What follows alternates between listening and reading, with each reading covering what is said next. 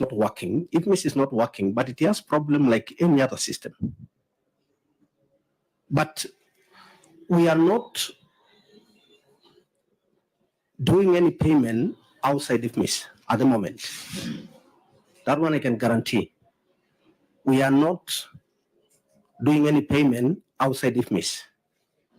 So IFMIS has issues and has problems, even on payments, even on requisitions. We have instances that we go a day without necessarily doing anything simply because IFMIS system is not in place or is not working or has hiccups. But for the question before the committee today, we have rectified ourselves. Currently what we are doing, and there is nothing that is being done outside IFMIS. CEC, we are dealing with data integrity issues. That is what I want you to address yourself to. What measures have you put in place to resolve the data integrity issues from recurring? This letter to Treasury is to deal with historical. Now, recurring data integrity issues, because there's evidence that you are still not using IFMIS before us. That's what I want you to confine yourself to. Chairman, I said we are using IFMIS currently and we are not paying anything outside IFMIS, which now creates problems later. If you have any payment that is done outside IFMIS, that is what brings somehow problems if you want again to come and rectify. But currently, supporting schedules that we prepare monthly, again, is what is in IFMIS, do agree. Did you listen to EACC when they said that during the assessment, the chief officers did not have access to IFMIS, so they would just sign AIE forms? Has that changed, or that is still the practice? It has changed since we came in. I have authorized all chief officers to be AIE holders, and that is what is said currently on IFMIS. Do they have access to IFMIS? They do. Do they have training on how to use IFMIS? Yes, Chairman, there is a first training. Those are the interventions I was asking you about, not the story of where the world began. Chair, I just want clarity from the CC Finance. Because of what EACC has said, do all the CEOs have access to IFMIS, or is IFMIS only in the CC's office? Are they the ones who use it for requisitioning? Hypothetically, if there is any procurement done, are they the ones who carry out the entire processes, so that when it comes to you, you'll only do what is supposed to be done by you, but not you entering all the data? Chairman, I can confirm that all CCs, all CEOs rather, are AIE holders on IFMIS, and they can access IFMIS. And we can provide evidence to that, and even IFMIS director at the Treasury can be able to confirm that. Chair, maybe finally. OAG, in 2022-2023, the audit is complete. Is this issue recurring? Number one, to COB, you said cabbage in, cabbage out. So what is fit in the system is what comes out. When you see such variance of such huge amounts, is it coincidence? Because I've seen integrated financial management information systems, and I saw the auditor report around 2 years ago. The integrity of IFMIS is quite high. So when there is such a variance, would it lead to financial impropriety or avoiding payments? Maybe, Chair, the OAG and... Okay, OAG, the brief response. Chair, as I said earlier, the issue of variances between financial statements and IFMIS is recurring.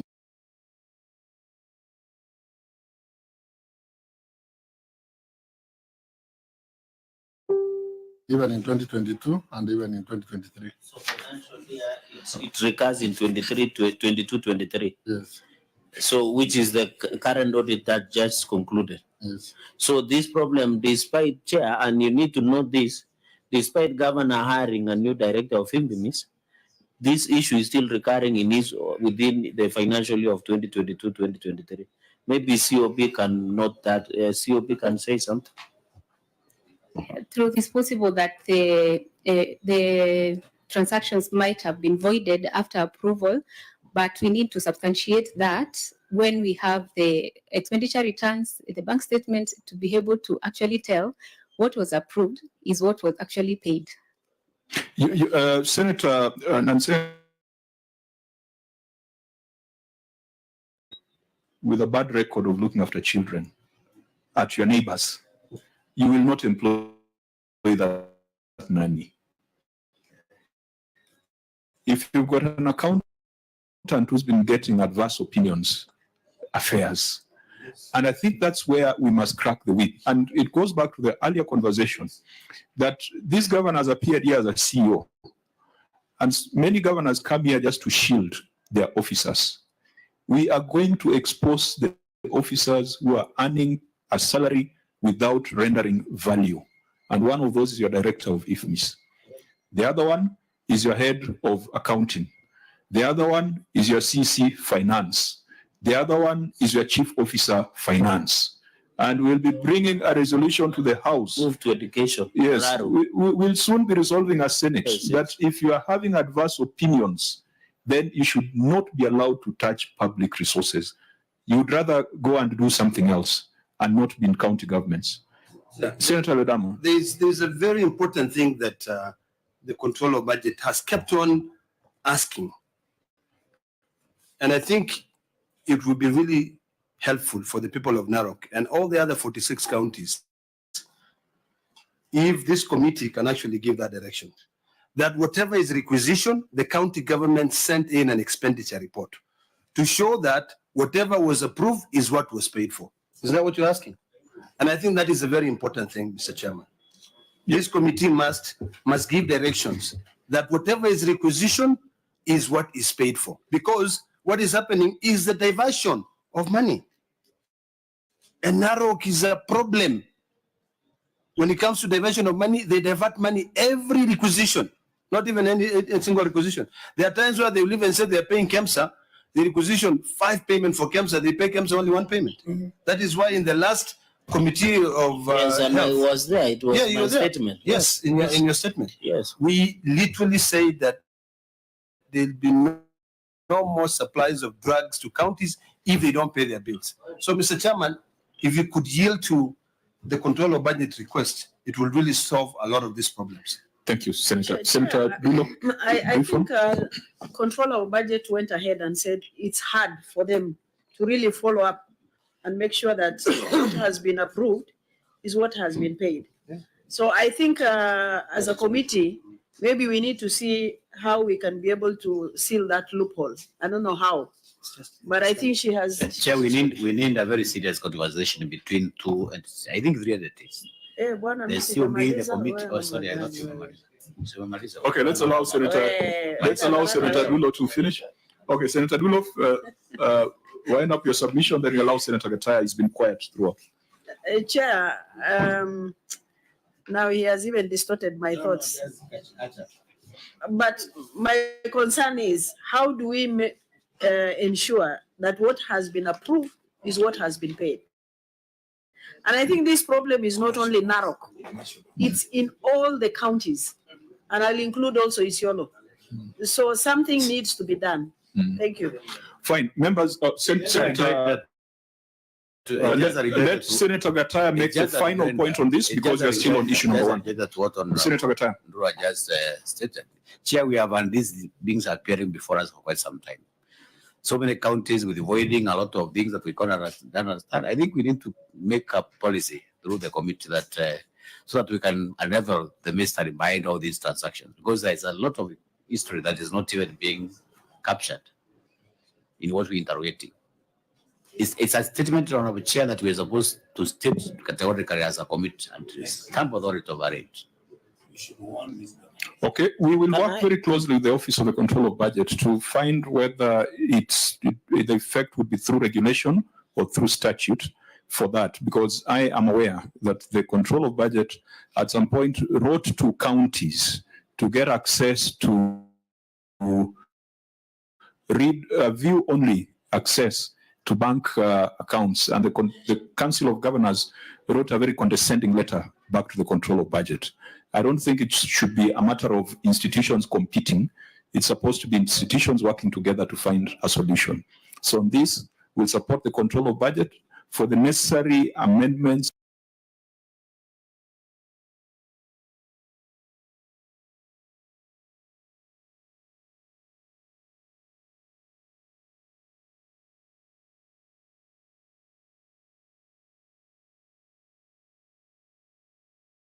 in regulation to allow the There is a proposal by COB. There is a proposal by Senator Mohammed Chute to allow COB access bank statement addressing this issue.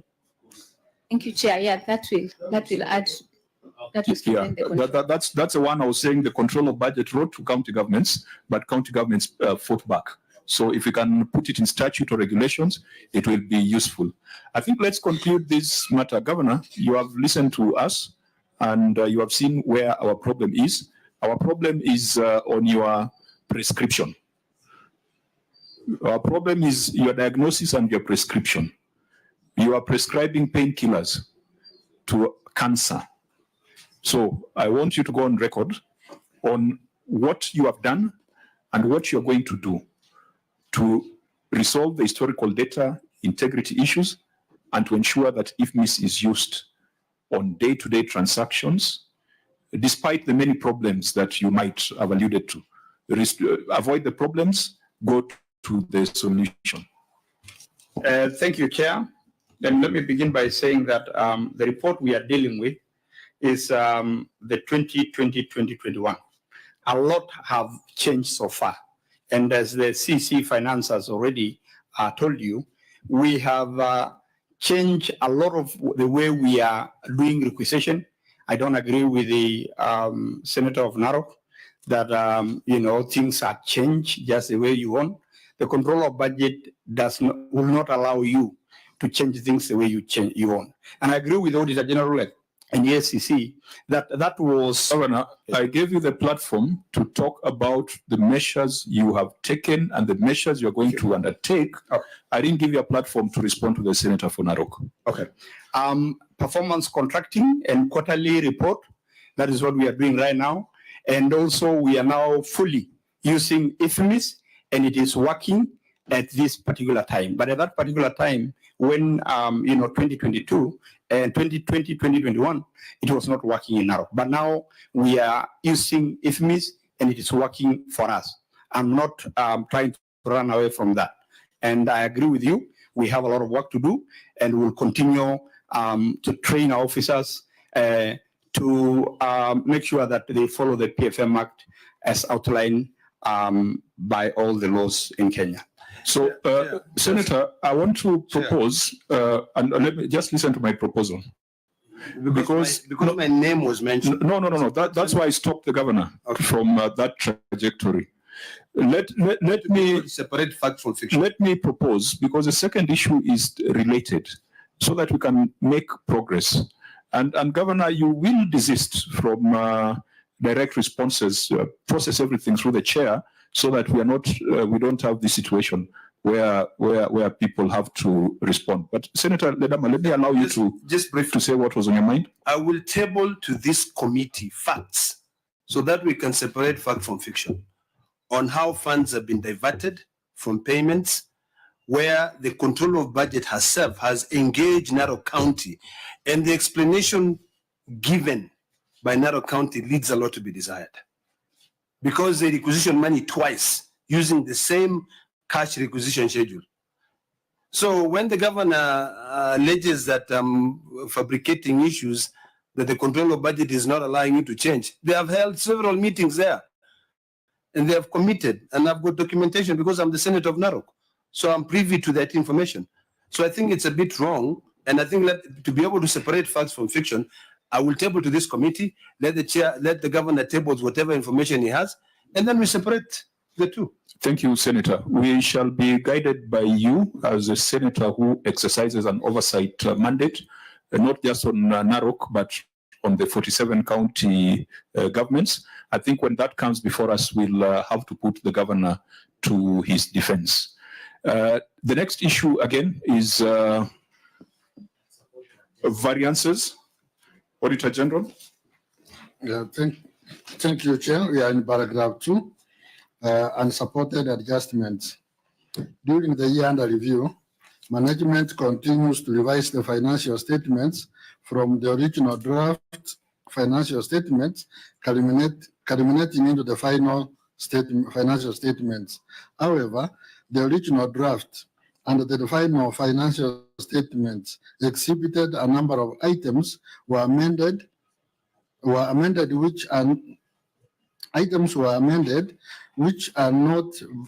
are at variance with the original financial statement submitted for audit as summarized below.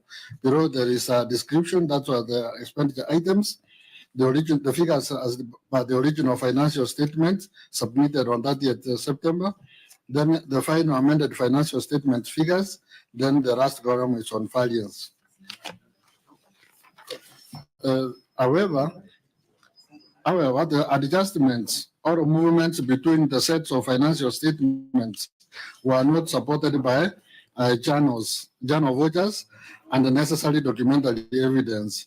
Consequently, the accuracy and the completeness of the financial statements for the year ended 30th June 2021 could not be confirmed. Chair. Okay, Governor, your response.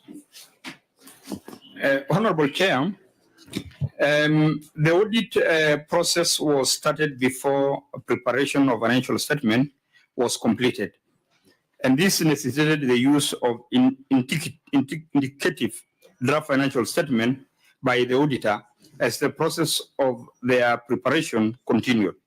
Amendment to the draft financial statement were made to ensure that the final reports were more accurate, and this was done as the audit process was ongoing. Journal vouchers for the adjustment made to the financial statement were later presented to the auditor for review. And Honorable Chair, when you look at adjustment journal in voucher Appendix 2, you realize that we have done that. Auditor General, you have looked at that JV and the response. What's your take? Chair, the JVs were just given as a bulk sum, bulk figures. We were not able to have the individual transactions and how they were moving from one figure to another. So maybe we still request to be given details of individual transactions so that we are able to understand the transfers. Now, let's address the issue of revision of financial statements during the audit. Now, tell us, what is the accounting practice? Chair, one thing is that the accounting period ends on 30th June. Yes. They are supposed to clear all the ledgers and pass all the journals in the next 2 weeks after 30th June. Then from there, they are supposed to prepare the financial statements. So by 30th September, that is 3 months after the end of the accounting period, they are supposed to have fully prepared the financial statements and submit them for audit on 30th of September latest. Then from there, we are supposed to pick up the audit, which also takes 3 months between 1st of October and the 31st of December. Now, what we have here, are they the original financial statements or the amended financial statements? What was tabled in Parliament? What was tabled in Parliament is the amended financial statements. The final. So that's the basis of audit. Yes. The amended financial statements are as at what date? Because I think there's a county we dealt with where we saw that the amended financial statements were 9 months after the close of the financial year. So we want to see, when did they amend these financial statements? The chair, the copy that is signed and which was submitted to Parliament was received in the office of the Auditor General on 6th of April 2022. 6th of April. 6th of April 2022, and it is there in the second page after the audit report. There's a stamp next to it, 6th of April. 6th of April. And ideally, they should have been prepared on 30th September Yes, 2021. yes, Chair. 30th September 2021. 2021. So you did the audit in April 2022. Yes, Chair. You did the, That's when they submitted the final copy for certification. so that's when you went for the entry and audit meetings in April. No, Chair. The audit started earlier, but as we were doing the audit, I'm not sure when the exact date, but usually the audit starts in around February. I'm at January or February. As we were doing the audit, they were still bringing amended copies of the financial statements. So by the end, when we were finishing the audit in April, this is when we received the final copy or the final amended copy, which was the Auditor General now signed in June. And so your report is on the amended financial statements. Yes. So why are you taking us back to the draft which you did not audit? You see, when we started the audit, we started with what was submitted. But as we were doing the audit, they were bringing in the amended copies. They said that they discarded the first one. Now we have made some amendments. This is the new copy. And as still we go, even after giving the management letter, they give another amended copy. Even after the draft, when we issue them the draft, they brought another amended copy. That's now after the draft. That's when they brought the final copy in April 2022. So even to go to your table, your row 1 and row 2, the net effect is 0, isn't it? Because it's positive 141 and negative 141. Yes, it is.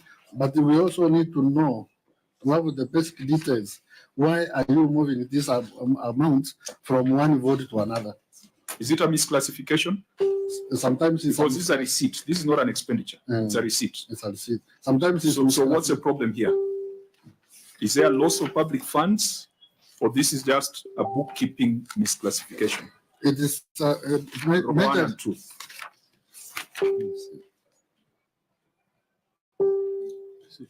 Because the net effect is 0. So help us understand whether that was a symptom of loss of funds or just a matter of misclassification, because these are donor funds and transfers from other government entities.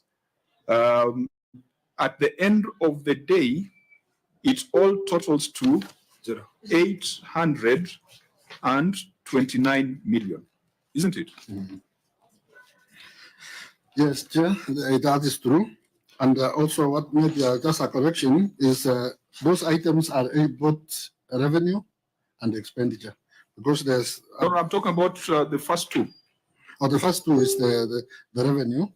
But sometimes you find that it can be a case of budget. When you Henry, the people of Narok farmers following this conversation, are we dealing with an accounting problem, or are we dealing with theft of 141 million? Accounting. Let's frame it appropriately so that if it's accounting, we accounting. deal with it as an accounting issue. It's accounting. If it's theft, we say it is theft. This is accounting. So this is accounting. Yes. So it goes back to the competence of the accountants within the establishment. If you go to the third row, on generated receipts, I would be worried if it dropped between the draft and the final. But it has gone up by 6.9 million. If it should have dropped, I would have been very concerned. That would have been indicative of theft. But in this case, it has gone up. Remember, we still have, and I must bring this at this point, that this audit never queried the county on generated receipts of 625. I think this is the only time you have raised an issue on it, and also on the issue of business permits. So, in your view, what is the problem here on the row on the column on county on generated receipts? The problem here, first, as I said, the overall problem is accounting. When every transaction is taking place, there is supposed to be recorded and then reviewed and then approved for posting. So this is an indication that some of these revenues are sometimes posted to wrong accounts, not the particular accounts.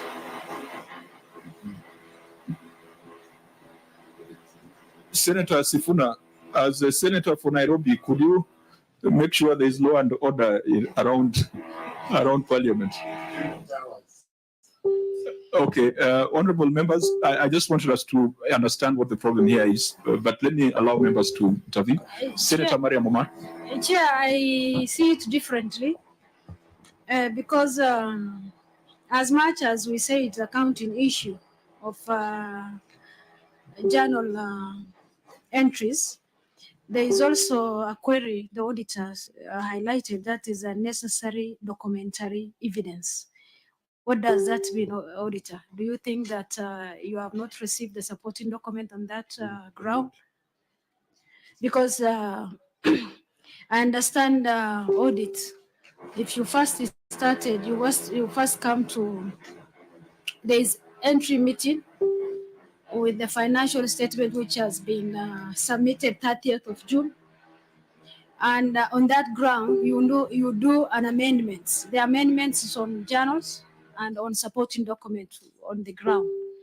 So maybe the auditor can, if it is on journals of supporting documents, or you have not seen the substantive. Clerk, can you direct the sergeant at arms to make sure that that disruption is kept at a minimal? I think it's quite insensitive for them to be doing that while this is proceeding. Senator Mariam, you had concluded? Yes. Okay. Yeah, if I can write on. Senator Ledama? Yeah, I think the query that Senator Mariam is asking is similar to the previous query, where documents are not provided for to be able to support the audit query. And I think these are issues which are raised during the management letter, where the auditor is asking, where are these journal vouchers? Where are the documentation to support this? Maybe there's no money loss, but where is the documentation? Audit is a process. So if the governor can tell us why these documents are not provided for, it would help us be able to move forward and go to the next query. Chair, Senator Cherokee.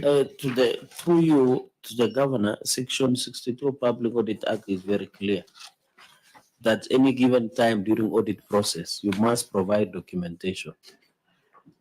Governor, why did it take almost now? You have taken office maybe 1.5 to 2 years. Why is this documentation from that financial year under review up to now has not been provided? Number one. Number two, AG, you are aware we are proposing to shorten the audit period to 2 months to allow the efficiency and efficacy of doing the audit at that.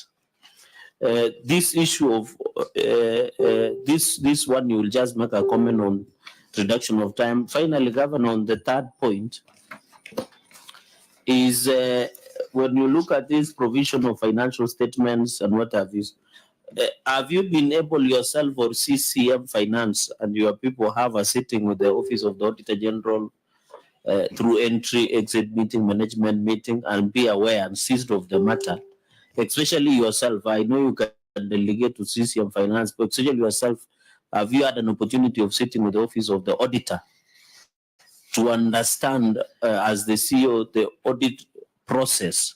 Say that, you know, some of these things, Governor, are being brought up during management letter before the final report is being drafted or being done by the Office of Debt. Those are my three issues, Chair. Okay, we get Senator Mariam, you still have a query? Chair, yes. Okay.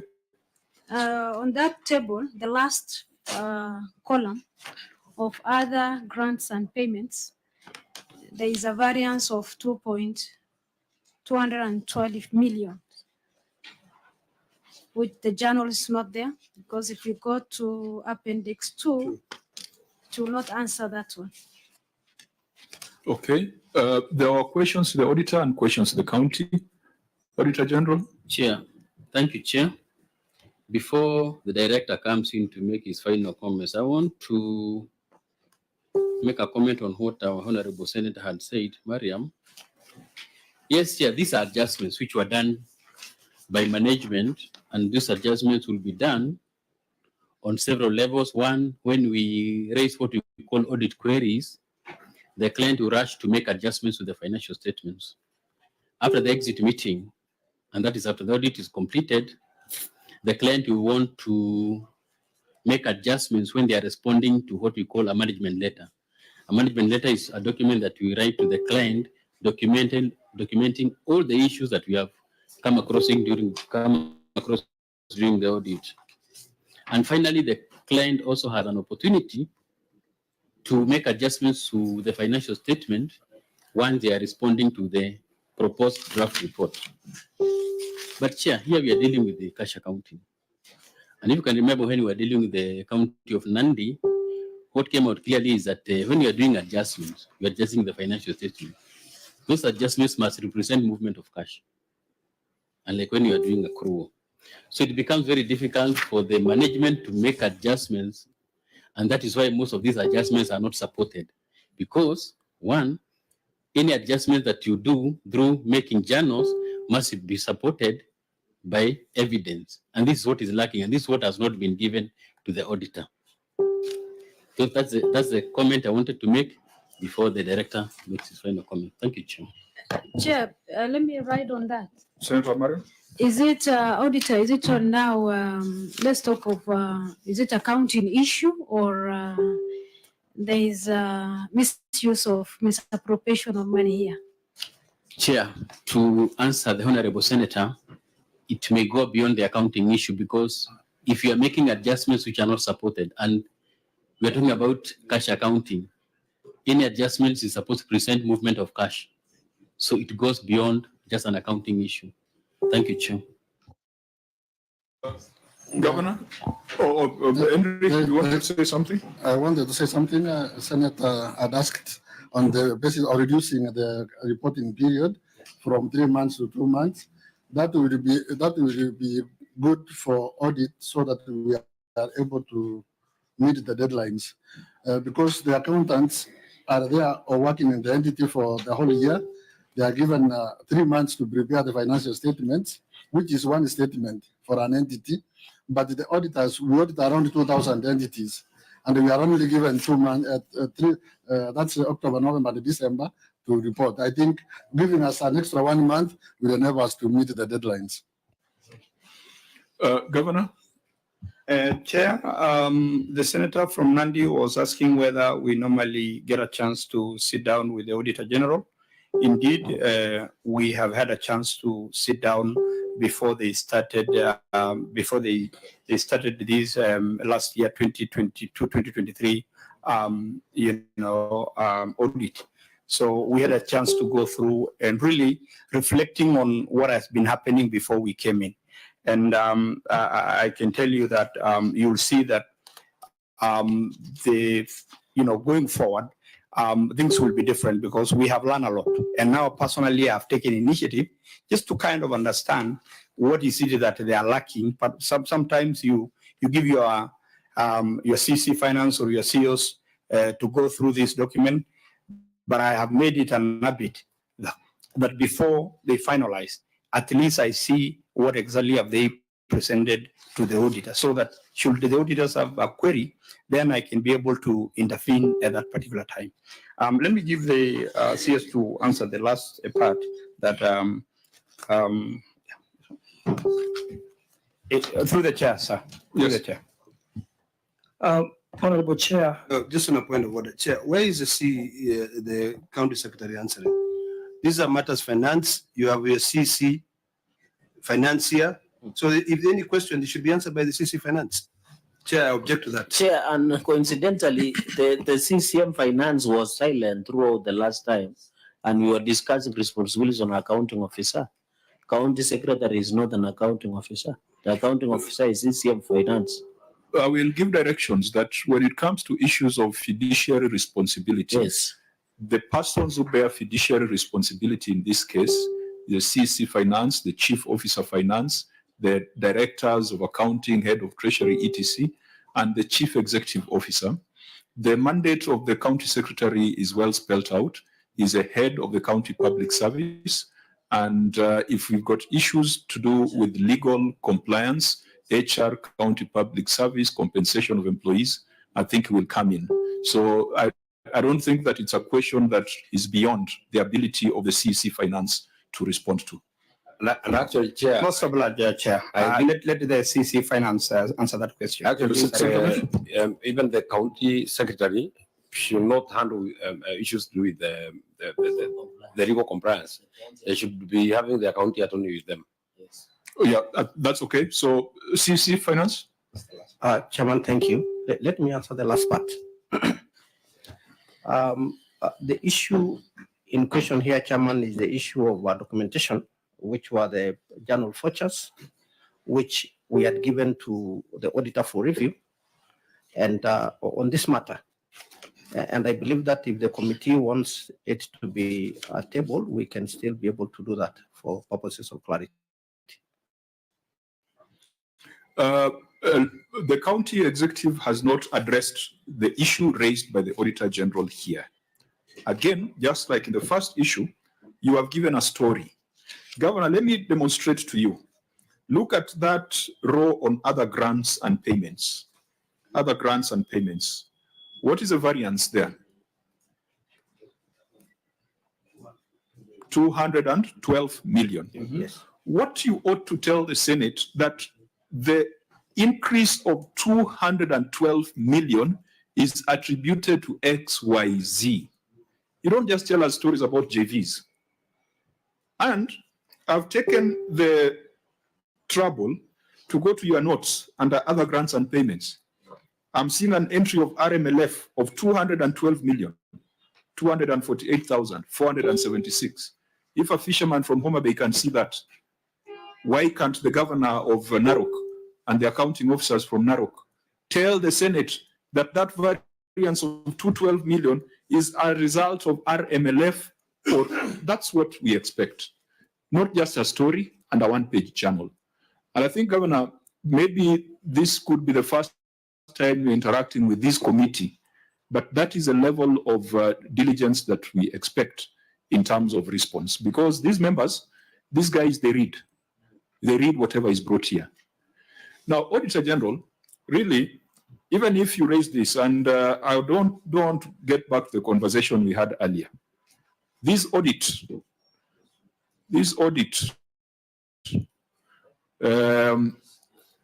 measured on minors. This audit measured on minors, because this particular matter, the way it has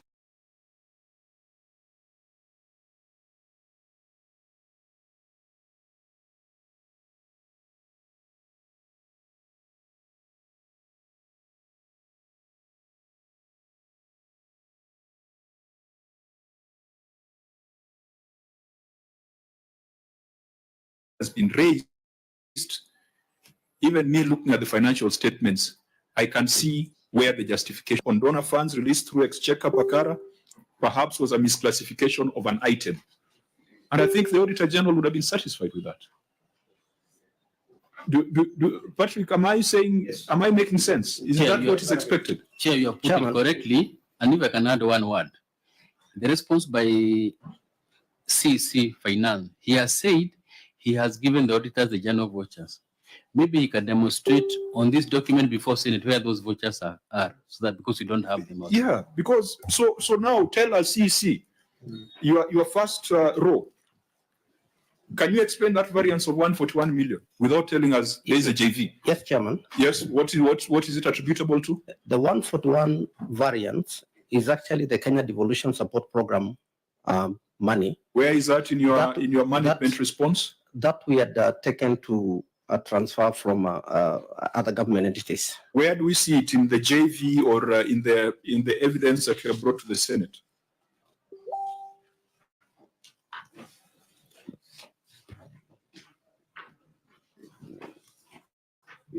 Chair. Is it there? That is the explanation the Auditor General required before you coming to the Senate. We would have already ticked off this matter and proceeded. Chair. Senator Onyonka. Governor Ntutu, you know we highly respect you. I'm actually completely heartbroken. Your team doesn't have the capacity to help you. That is the conclusion I've reached.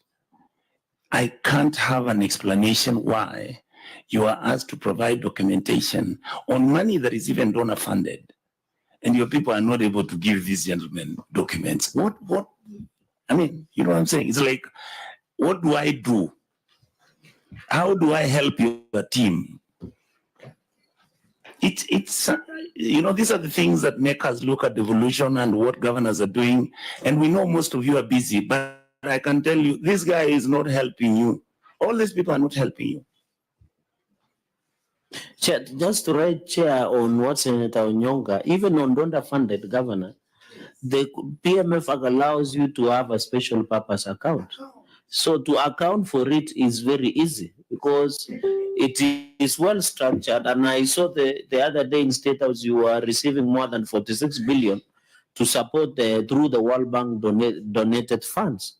So because since you have a special purpose, unless you are saying on these donor grants and others that were given to Narok County government, that were given through the county government did not have a special purpose account, because every donor funded or money that is given through World Bank through the projects must have a special purpose account. And I think Nandi at some point in the last financial year, chair, the year under review, there were issues where they had taken money that were brought by World Bank to fixed account, then they earn interest.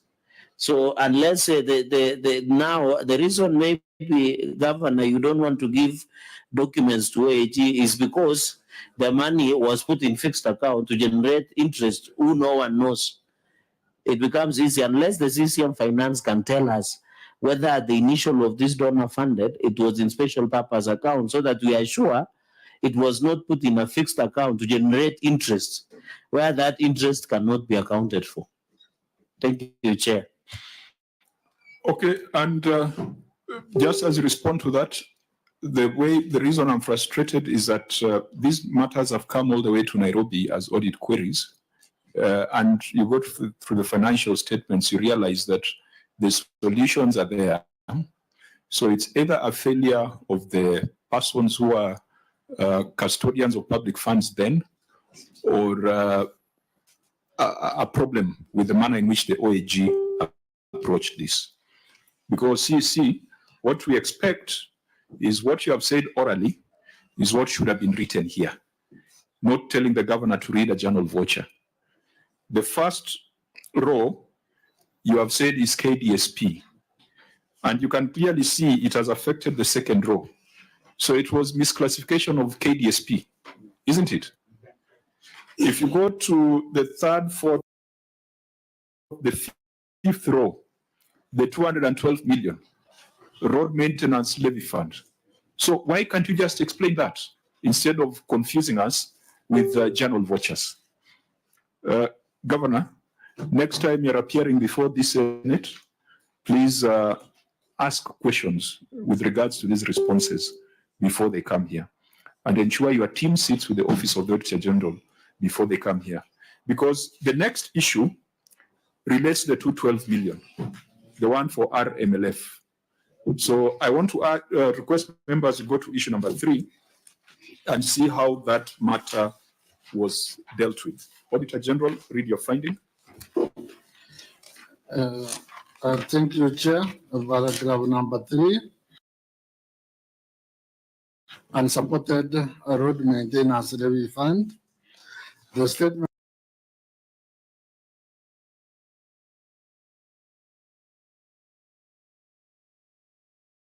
of receipts and payments reflect an amount of 354,093,123 in respect of transfers from other government entities, which, as disclosed in Note 3 to the financial statements, include an amount of 212 248,476 relating to road, and the bank statement presented for audit reflected a balance of 170,221,832, leading to a reconciled variance of 42,026,644.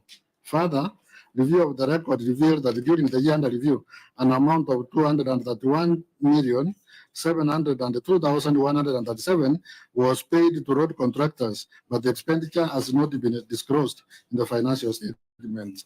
In the circumstances, the completeness and accuracy of the road maintenance levy fund is 248,476, and the expenditure of 231,702,137 for the year ended 30th June 2021 could not be confirmed. Chair.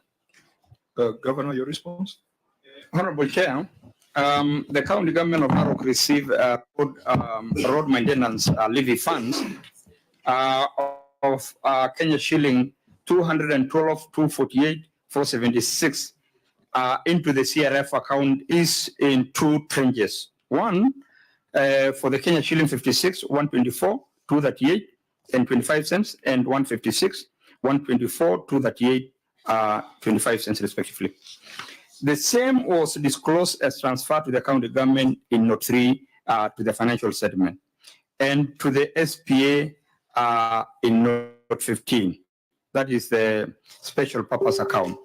However, there was disbursement of 114,097,594 relating to the previous year, which is 2019-2020, which was received in July 2020.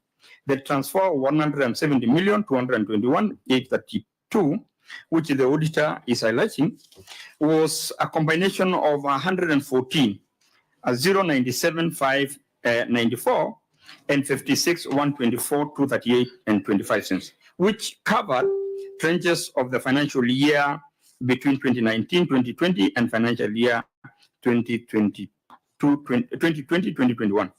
The payment relating to the previous years had been reported in the respective years. Thus, only expenditure for the year 2020-2021 was reported in the year under review, which is 231. 702, 137 was a payment made for the previous year. So I think there is a mixture of the two financial years. Excuse me, Chair. Excuse me, Chair. Governor, what question were you asked? Exactly. And if you notice, go to page 6, the second paragraph. The auditor says, review of the record reveals that during this year under review, an amount of 231 was paid to the road contractors, but the expenditure has not been disclosed in financial statements. We are not asking you the money, where it came from, what it did. No, we're just saying, and Yeah. I think what we should have done first is to put the question to the auditor. The auditor, what is you have gone through this, you have looked at the bank statements. Chair, even before you go to the auditor, if the governor is not answering the question, why can't we first of all get clear direction as to why he's not answering that question? Because we'll go to the auditor, yes. Yes. What will the auditor help us in this matter? It's a matter that the auditor has already raised this issue. He expects to be answered. The auditor has a very small role in this, is just to tell us they have reviewed, because there's an appendix 3, which we expect the auditor to have looked at, just to tell us whether you have looked at appendix 3, what is the content, how does it deal with the question, and then we come back to the senators. Thank you, Chair. I've gone through the appendix 3. The appendix 3 is a summary of the road maintenance levy account, which starts with an opening balance of 114 million, which was the opening balance for the beginning of the year. Then they received the two tranches, like management have responded, of 56 million and 156 million. That is the total money that was there available under the road maintenance levy for that year. Then subsequent to that, that schedule, the list of payments which were made out of this RMF account. And we have gone through the documents for all of them to the total of 326 million. So the crossing balance of that account agrees with 214 million that was there at the crossing of the road maintenance. Have you traced the 231 million that you queried? Because you queried 231 million, but you're saying the expenditure there was 326 million. We have verified the 326 million that has been provided here as the correct payment and not the one we referred in the audit report. So the correct payment is 326 million and not 231 million as per your report. Yes. Okay, senators. I think I'm at loss because the intervention by Senator Nyonka is similar to what I wanted to request to be responded to. Number one, can we get a response to the variance which is not reconciled for the 42 million? And then number two, the 231 that was paid to the contractors, but the expenditure had not been disclosed. Can you deal with that issue as well? And then number three, I think if I add the two trenches bring into the figure of 212, 248, the 156 and the 156. Now, what I wanted to hear from the auditors first was that the 212, if you add it with the opening balance, does it give you the figure of 354? Does it? It doesn't. Okay, so where is that variance as well? And how do you deal with that? Auditors, before the governor responds to the other query.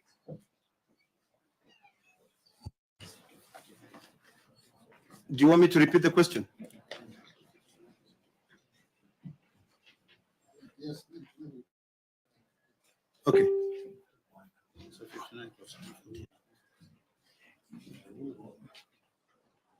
My question is very simple. I've added the 56 million and the 156, that gives you the 212. Okay? The money that they received. But you had indicated that there was an opening balance in the same account.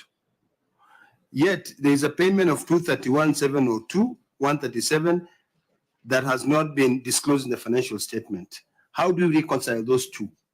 And number three, the 42 million. Have you been given documentation to reconcile that variance? Thank you, Chair. Maybe I just want to make a clarification. When you look at that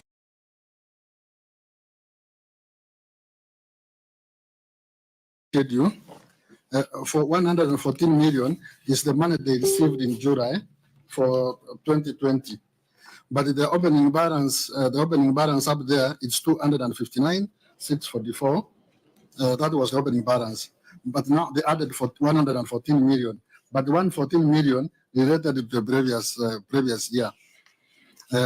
That's one. What the other account?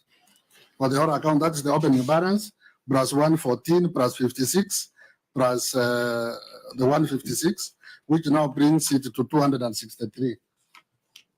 The 263. Then from the 263,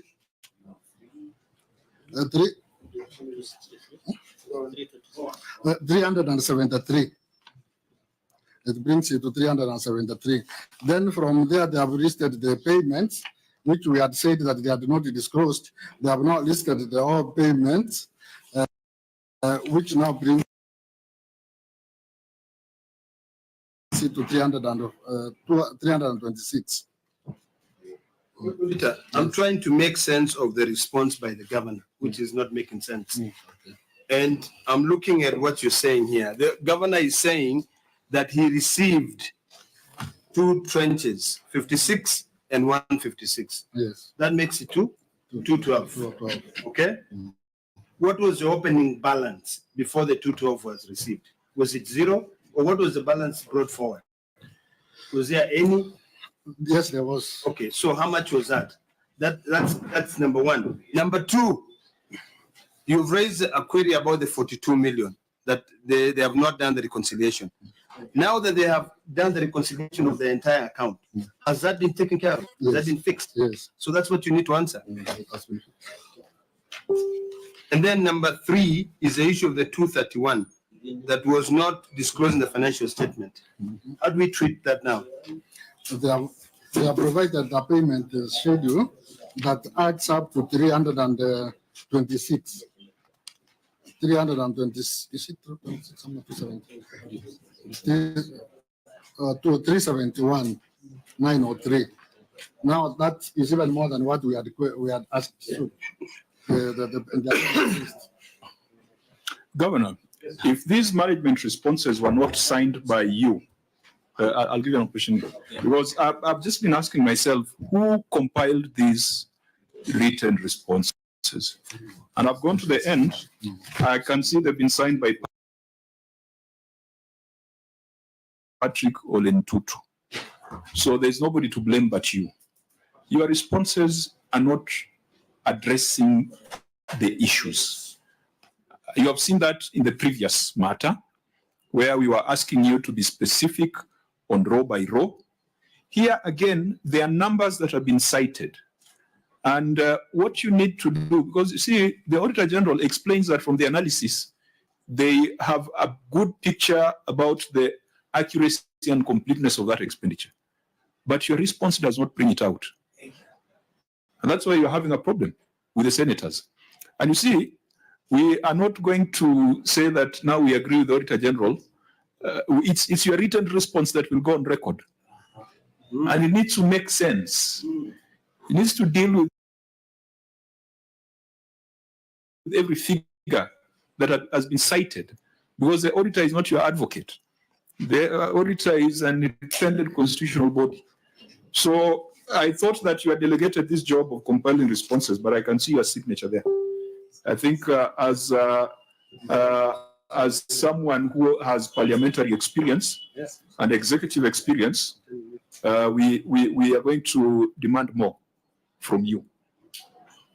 The written response is all over the place. I wish it was as structured as what the Auditor General has said.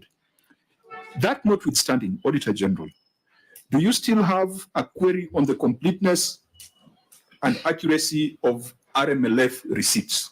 Do you still have a problem on the receipts and the expenditure? Chair, just before the director comes in, and I can see the frustration of Senate, especially Senator Fonaro, on the issue of the 42 million, because as you have said, Chair, management is not responding to the issue as it were. We do not have a reconciliation for the 42 million. Provided under appendix, this is appendix 3, is actually a printout of the account. Yes. Not a reconciliation. So the audit query still is not answered. Thank you, Chair. Senator Cherokee. Chair, in fact, I agree with you that we have similar frustration, because the audit query is asking somebody else, the governor is giving us a different answer. Because I've looked at appendix, the one that the governor has referred to, that's appendix 3, there is nothing much that is disclosing. Because looking at the carried forward, that is money that is carried forward in that special purpose account, closing balance was 214 million. I think they expended 371 million. So in fact, the further that the governor should have done is to provide us a list of schedule of payment of road contractors and what they did. And I think these are not a very hard things, because we know how special purpose account operates. So the question, the frustration we are getting is that governor is giving us a different mitigating, because governor, you are having a second bite cherry to the Senate. You are given opportunity to try and mitigate what the auditor has raised, but you are giving us a totally different answer to what the issues were being raised. Because one, an amount of 231 million to road contractors would have expected a payment schedule to prove that 231 million was paid in terms of, but now giving us withholding tax that should have been, this a provision should have been an additional information if you were giving it to maybe KRA or on the aspect of statutory reduction. So, Chairman, I think this question has not been sufficiently answered, and all other queries that the governor has tried to answer, they don't answer They don't totally. answer questions. There is no question that has been answered since we had this conversation. I thank you. Auditor General, when you say that the cash book and bank statements presented for audit had a balance of 170 million, you still maintain that position?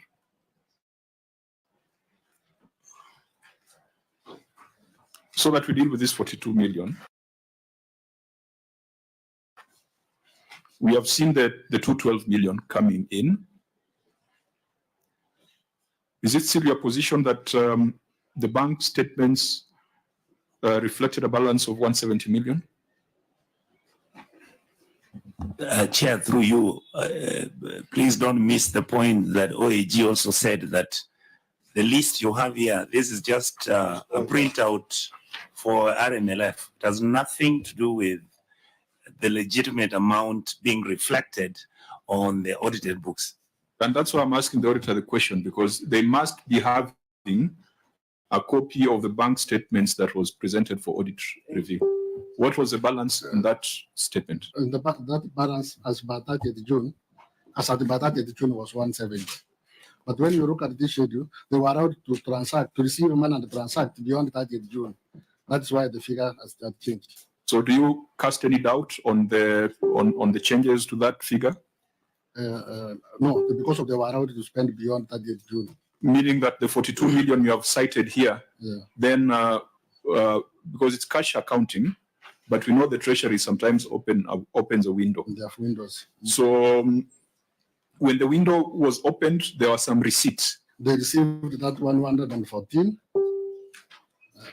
Wait a second, Chair. No, that's not accurate. Because if that's indeed the case, even if they allowed a 2-week window, by the time this audit was carried out, that issue would have been reflected. And also, since it's a cash accounting, it only accounts to up to June 30th. And if there's a period where there are certain payments on IFMIS, they will only go up to July 15th. And that will be allowed to be adjusted in the financial statements. So, Mr. Chairman, the issue is very simple here. This query has not been responded to. We have not been given evidence on the reconciliation of the 42 million.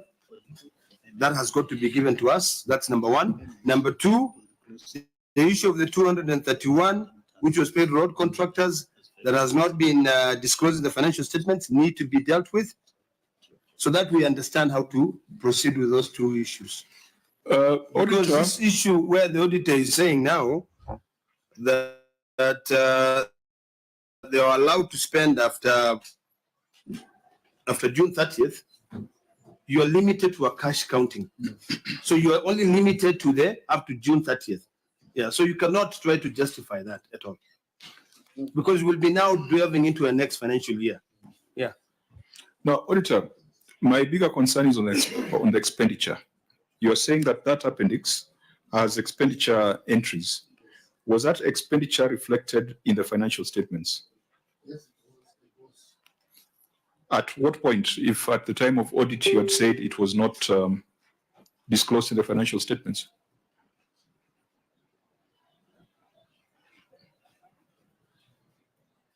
You have said 231 was paid but not disclosed in the financial statements. If that was true, that would be criminal.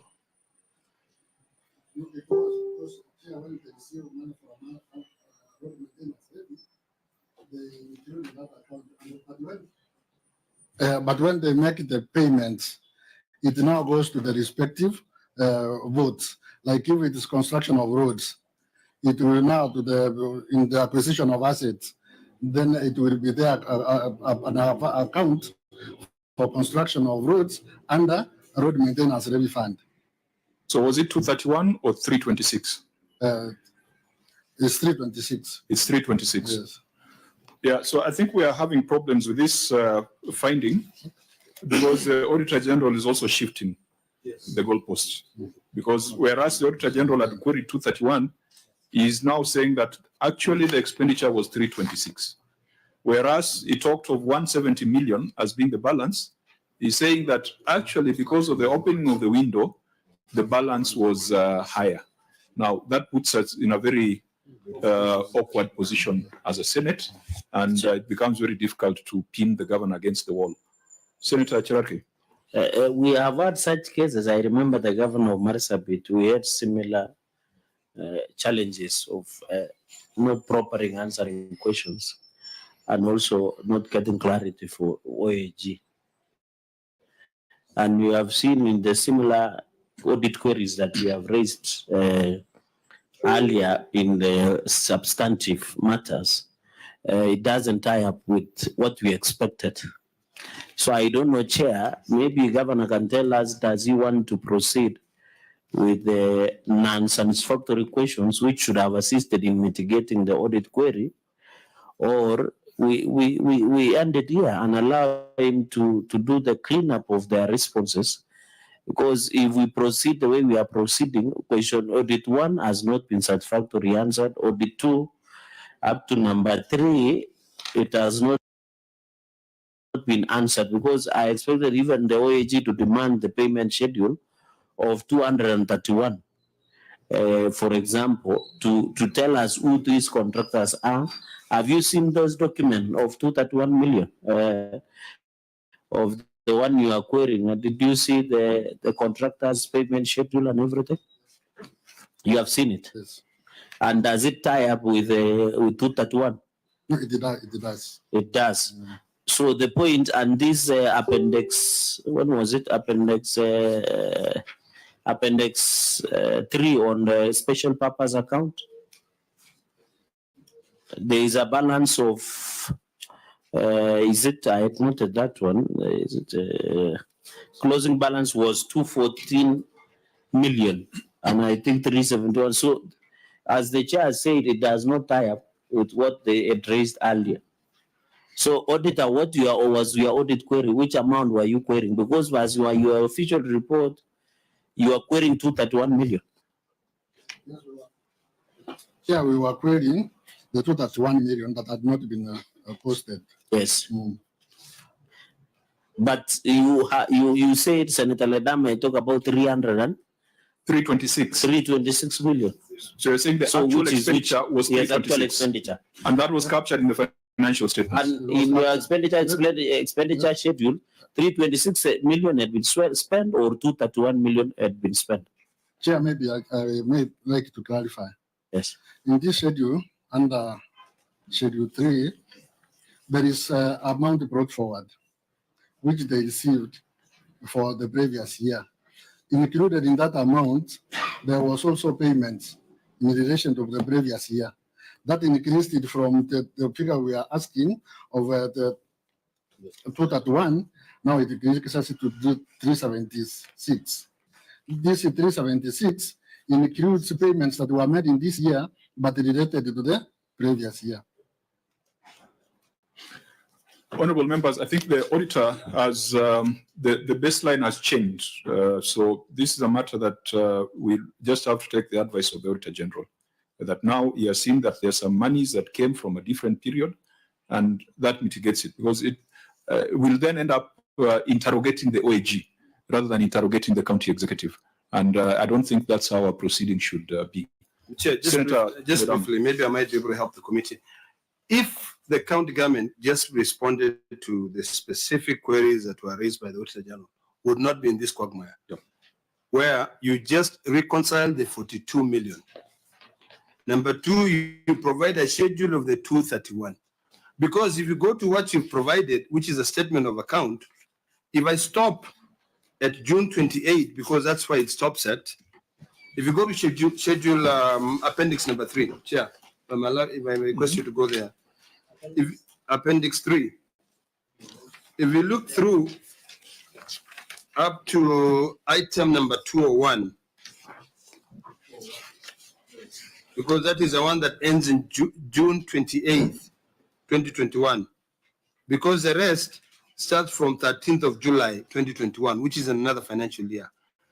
If you are to go, and I assume that the Auditor General carried out the audit up to June 30th,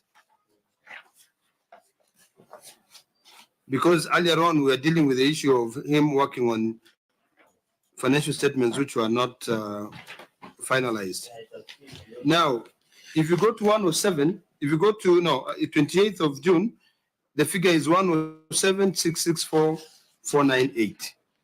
These other figures, a lot of these expenditures were carried out between the 13th and the 16th of July. So, Mr. Chairman, my request would be as follows. Can the county government simply just restrict themselves to answering the specific questions that has been asked? Reconcile the 42 million variants, provide a schedule of 231. Then by doing that, we will then be able to move forward, and have a conclusion on that matter. Because as we speak, now taking into consideration what has been presented to us as appendix number 3, it will simply lead to us opening a huge Pandora's box. The challenge we have is that the Auditor General has vacated his earlier position, where the 231, he now confirms ought to be 326. And the 42 million, he confirms that the variance has now changed because of payments from other financial years that were posted late. Am I getting the right interpretation?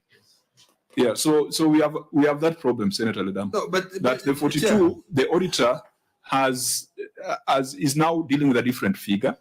The 231, the auditor is now dealing with 326. Yeah, but it does not take away the fact that the governor still did not deal with the 42 with the issues that were or raised. the 231. But and I don't want to impute improper motive on the side of the auditor. But if you look at when the audit was carried out, when was it carried out? It was carried out in April of 2022. Do you want to tell me by April 2022, the Auditor General would not be, alive to the issues that happened in July 2021? Come on. I mean, it's common sense. So what is there is that we either restrict ourselves to those issues, or we now open a Pandora's box. You need a forensic audit. Yeah. Okay, I think we need to make progress. Governor, please take note, and I think it will get to a point of reprimand if we proceed and find that you are not dealing with issues, you are dodging issues. And if it becomes a regular pattern, we might then just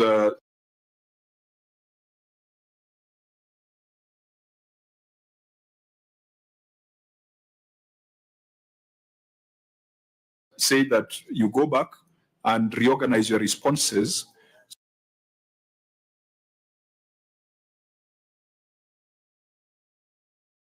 so that you are dealing with the specific issues. I want us to proceed to the next one on irregular utilization of receipts and see whether you have dealt with the issues raised by the Auditor General. The Chair, paragraph number 4, irregular utilization of receipts, which include other miscellaneous receipts balance of 49,851,991. The balance includes an amount of 20,281,486, which relates to receipts collected from hospital facilities. However, the review of bank statements for an account of Rorgolian Sub-County Hospital revealed withdrawals totaling to Kenya shillings 7,693,729 on various dates, which were executed without necessary supporting documents such as payment vouchers, contrary to Section 109(2) of the Public Finance Management Act 2012, which requires that all monies raised or received on behalf of the county government is paid to the county revenue fund account before being spent. In the circumstance, the regularity and the completeness of other miscellaneous receipts balance of amount of Kenya shillings 7,693,729 for the year ended 30th June 2021 could not be confirmed. Chair. Governor, your response? Honorable Chair, the county government of Narok enacted the Narok County Health Service Improvement Fund Act, which allows hospitals to spend certain amount of money which they collect in case of need so as to allow for uninterrupted delivery of medical services.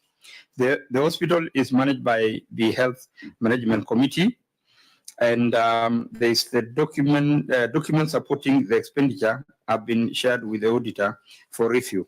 Honorable Chair, because this is a legal issue, allow me to give my county attorney to explain that act.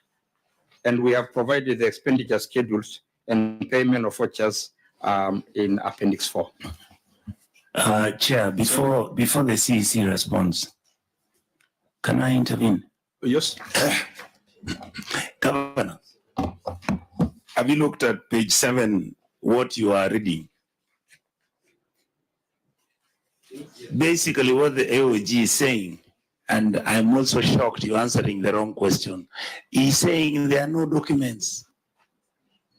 He's not doubting whether that law exists. We all know that law exists. Even in Kisii, we have this thing you people call the Health Service Improvement Fund. We know it was passed. What the statement says is the balance includes 20 million, which relates to receipts collected from hospital facilities. However, review of the bank statements for an account of Lolgorian Sub-County Hospital revealed withdrawals of 7,693,729 on various dates, which was executed without the necessary supporting documents such as payment vouchers, contrary to. That's what he's saying. So, Excellency, just tell me the documents are there, you gave them. If the OAG confirms, we move to something else. Yes, Chair. When you look at the expenditure schedule, payment of vouchers is there. Senator. Focus. Chair, let me just intervene. I think OAG, and I have an issue with you on this one, because you've quoted Section 109 of the PFM Act, and trust me, I'm a guru in the PFM Act. That Section 109 of the PFM Act states that unless the withdrawal is authorized by another act of parliament. In this case, my only concern is this: during the audit and during the management letter, when you send the management letter, did you raise this query? Because if you did, then we need to look at when this act was ascended to. And if I can see here, it says it was done on when? June 2020. Because I think out of all the questions that have been answered, my colleague, I think this is the only question that has been answered, pointing out, I think opening up now, calling for the legal guy to continue is just going to mislead everything. I think this is a clear answer. But my only concern is this issue of Section 109(2) of the Public Finance Management Act that you quoted. Were you not given this act during the audit process? You were given the act. So if you were given the act, what other business would you have, my friend, to ask about this issue? I'm just curious. Is there anything that you saw a little bit that led a lot to be desired? Because if you are saying that it was spent outside this 109, legal, do you have legal? Is legal here? Can you please read for us through the chair, Section 109 of the PFM Act, 109(2).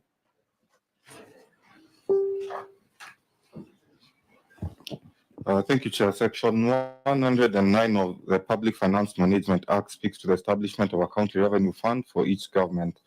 109(2) reads that the county treasury for each county government shall ensure that all money raised or received by or on behalf of the county government is paid into the county revenue fund, except money that A, is excluded from payment into that fund because of a provision of this act or any other act of parliament, and is payable into any other county public fund established for a specific purpose. B, may, in accordance with other legislation, this act or county legislation be retained by the county government entity which received it for the purposes of defraying its expenses, or C, is reasonably excluded by an act of parliament as provided in Article 207 of the Constitution. Thank you, Chair. Mr. Chairman, I think this question has been answered. The only question that has been answered. I think we'll be dwelling into the matters of the other committee. No, I think what the Auditor General cited is justification for the expenditure. Isn't that the case? No, because they raised 192. No, but they could have been the wrong basis. But 7.693 million was withdrawn from the fund. And you're saying there are no supporting documents such as payment vouchers. Now, whether it was from the County Revenue Fund or from the Healthcare Services Improvement Fund, there needs to be justification for the withdrawal. So the payment vouchers that have been attached here, do they justify the 7.69 million? Do they? There are very many payment vouchers there. Do they justify that expenditure? Because whether they could have withdrawn from the fund, that has now been established because a fund was established. Auditor General? Chair, maybe I want to bring it to the exactly what's in withdrawal. What withdrawal? This is the money that was spent at source. It was never banked. When you look at Article 207, all funds received must be banked, such that it's then withdrawn. This money was never banked to this health facility account. It is money that was spent at source. So out of this schedule, I'm seeing bank charges. How could that have been spent as cash? The second entry on that expenditure return is bank charges. That's why we are saying, Chair, that this schedule can be the vouchers, but this is not what we were asking. What we're asking is money that was spent before banking. They were withdrawn and spent at source.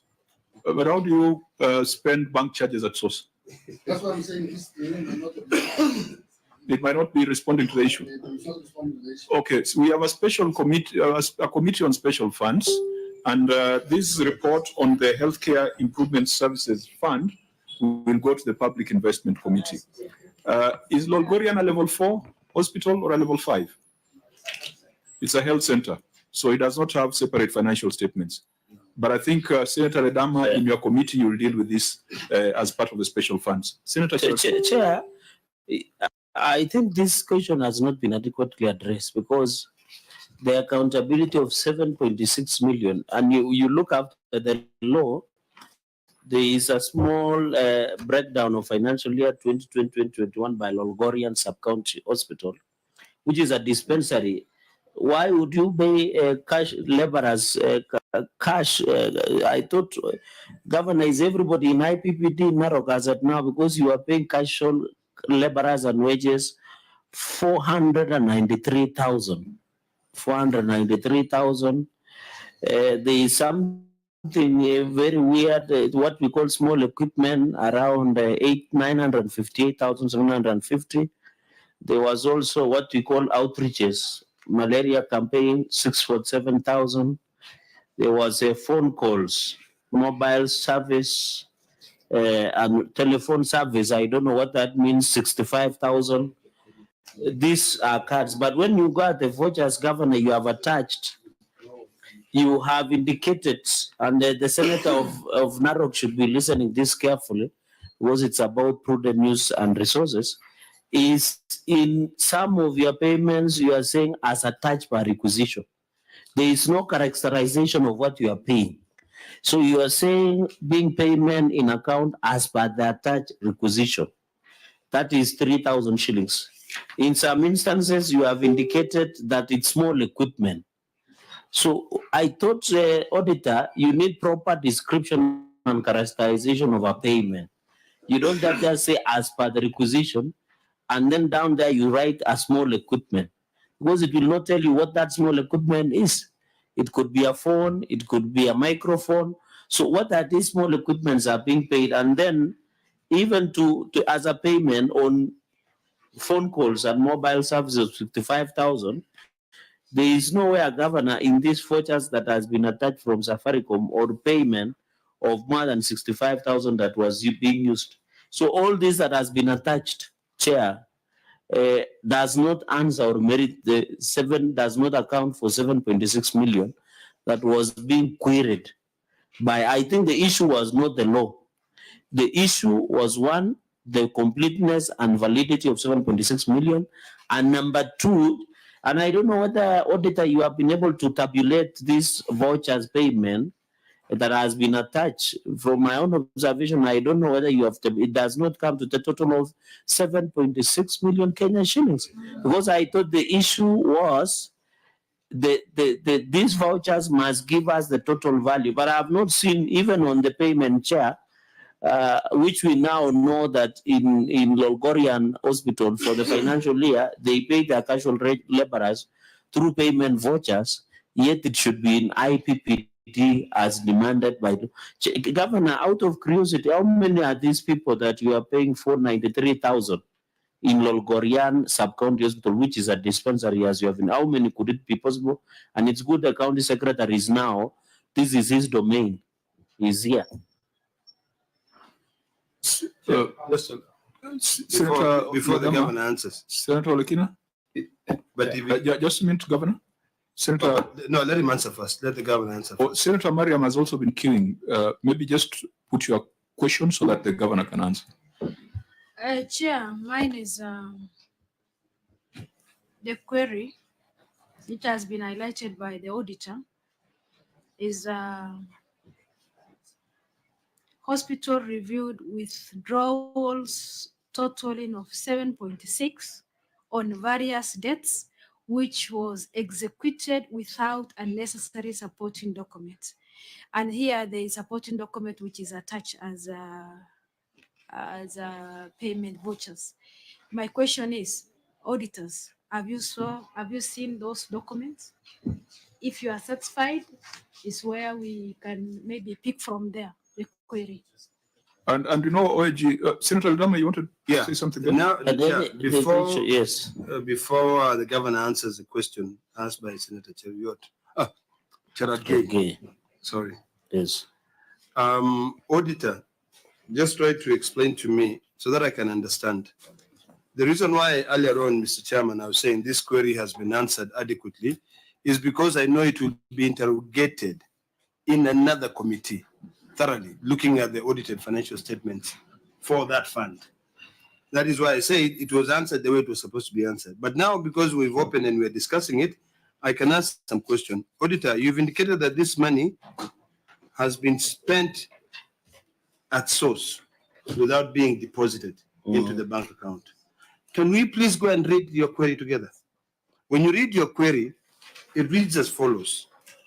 It says, however, review of bank statements for an account of Lolgorian Sub-County Hospital revealed withdrawals totaling 7.6 on various debt which were executed without necessary supporting documents.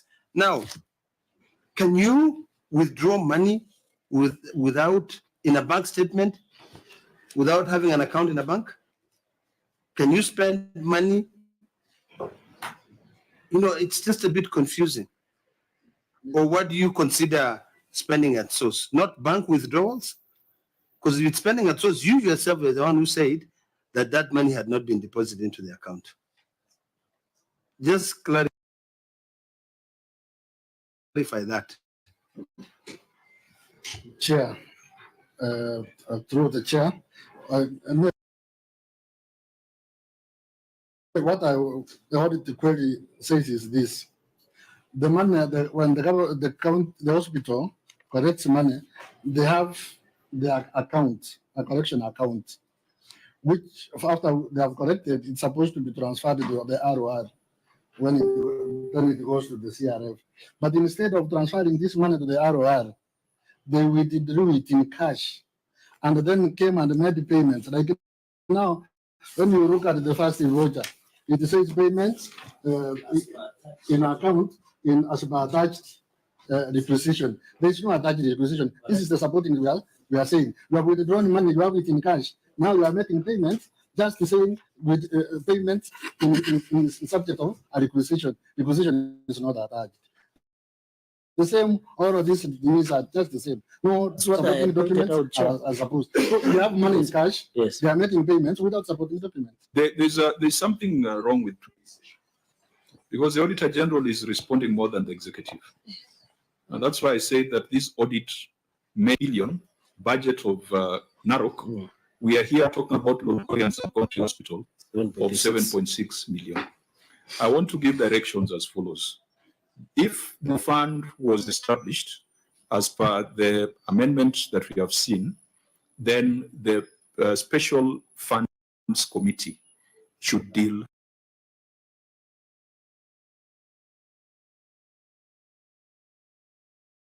with this matter, so that we can go back to the 10 billion that was spent by now in that financial year. Then we proceed to issue number 5.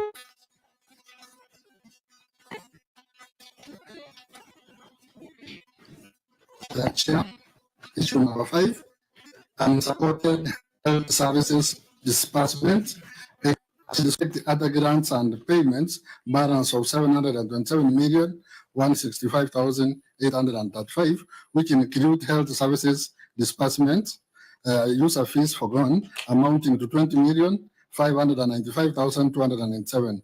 The amount relates to money received from national government for health services and dispersed to health facilities. However, expenditure returns for the funds dispersed to the health facilities were not provided for audit review. In the circumstance, the accuracy and accountability of the health services disbursement user fee forgone expenditure amounting to 20,525,297 for the year ended 30th June 2021 could not be confirmed. Chair. Honorable Chair, this question is almost the same as number 4, that the health centers and dispensary user fees forgone is a disbursement made from the national government to support specific health facilities in bridging the gap for their operations and maintenance expenses. The objective is to ease the burden of patients and enhance healthcare services to the people at the grassroots. The amount is transferred to the health facilities based on a predetermined schedule of activities. The disbursement is also based on the volume of work, size, and capacity of the health facilities. Expenditure returns for the amount transfer were submitted later and presented to the auditor for review. And we have the Appendix 5, disbursement schedule and expenditure returns. Auditor General, have you looked at the disbursement schedules and expenditure returns? Chair, it was not easy to look at this because they are not arranged in any order. Secondly, Chair, remember we had a rules leave. A rules leave attached to this schedule, which was not there in the original statement, and we have not been able to go through it. So the payment vouchers, the very many payment vouchers, which is probably 100 pages. Were you able to review that? We were not able to review it because they don't even relate to the schedules provided.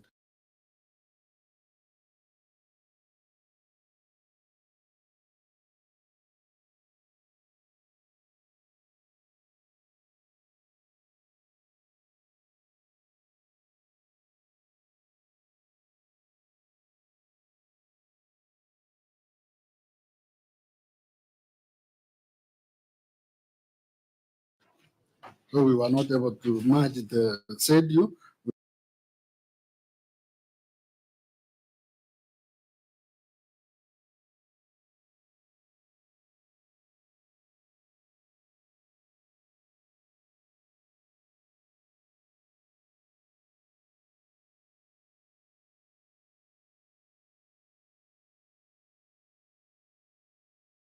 Presented during audit. Of course, we will have to hold responsible the person who was supposed to provide this at the time of audit. There's no reason why 100 pages should be coming to the Senate at this point in time. Senator Ledama. Mr. Chairman, I'm really, really shocked, and my heart bleeds for my people, because if the governor cannot answer a very simple question, that just leads me to conclude that there's a serious competence issue in the account staff. I mean, I don't know whether you've taken time to internalize the response by the governor. I mean, this is a Senate committee, Governor. You don't come and define what disbursements are. Seriously, health centers and dispensaries use a fee for guns are. We know what they are. It's a very simple thing. If you could just account, if you could just give a description of where this money was paid. The Auditor General is very clear on his query. He's saying that user fee forgone amounting to 20,597,000. The amount relates to money received from national government for health services and dispersed to health facilities. However, expenditure returns is from the hospitals for the funds dispersed to the health facilities were not provided for audit review. That's simple.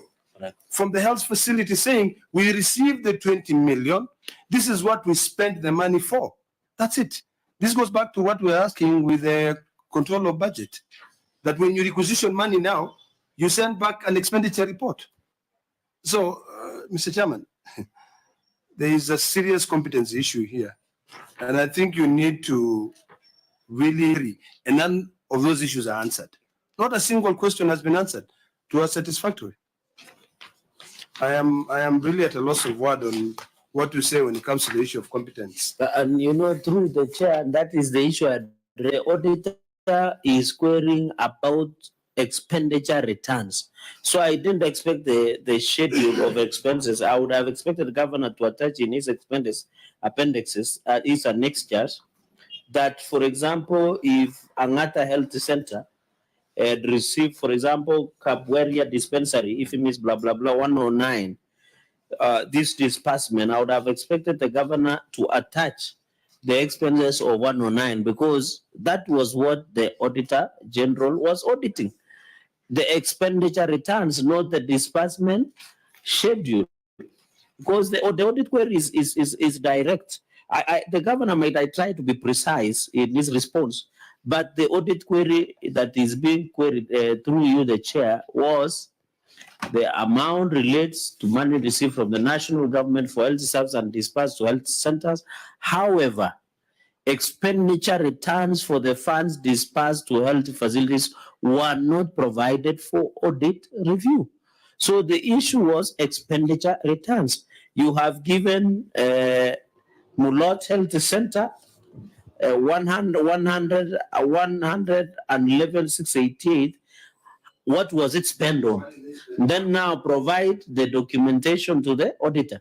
And I think the chair, if we have seen in all instances, the biggest challenge with the entity and with the governor is non-provision of documentation contravening the Public Audit Act. That if you do not provide, is like obstructing the work of the Office of the Auditor General, because you are not providing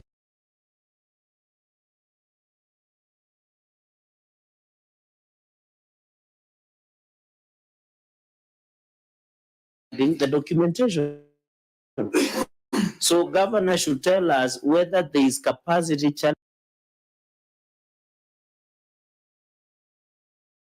challenges with departments that are supposed to harness and provide this documentation. I don't want to get to the case where in Garissa, there was a case where the floods took away the originals and left for the copies. We don't want to go into that direction, Chair. So the governor must tell us, is there a problem in provision of documentation? Is it capacity challenges? Is it a problem that is systemic with the Narrow County entity? Chair. Senator Onyonka. I want to ask the governor one simple question. Out of the senior officers that you have in the departments of finance, are there any of them who worked in the previous administration? Problem is, somebody is trying to protect and defend what happened by just creating a scenario where we are groping in the dark and looking for things that are not there. Governor, this thing is not yours. Sijui kwa nini unabeba mkia ya mwanaume tujue na chairman vile tutafanya. I'm telling you, right now I'm so frustrated, I feel like going away. Now, let's agree. What should the expenditure return look like?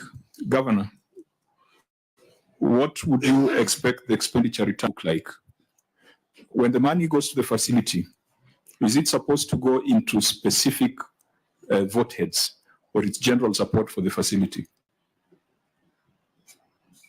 Vote head, Chairman. Which vote head? For example, they are specific. For example, if it is a wage, the money that we pay for salaries, or certain cleaning, people who cleans the hospitals. There are so many categories. With the facilities fund, with the healthcare services improvement fund, the user fees forgone component, does it go into that fund? So let's take, for example, Olgorian that you have looked at. The user fees forgone component, does it go into the fund, or it's just an operational? It's something that is managed by the hospital administrator. It's operational in nature. So it does not go to the fund? No. So how is accountability for it done? How do you know that if you send to Lolgorian, for example, let me use the list you have here.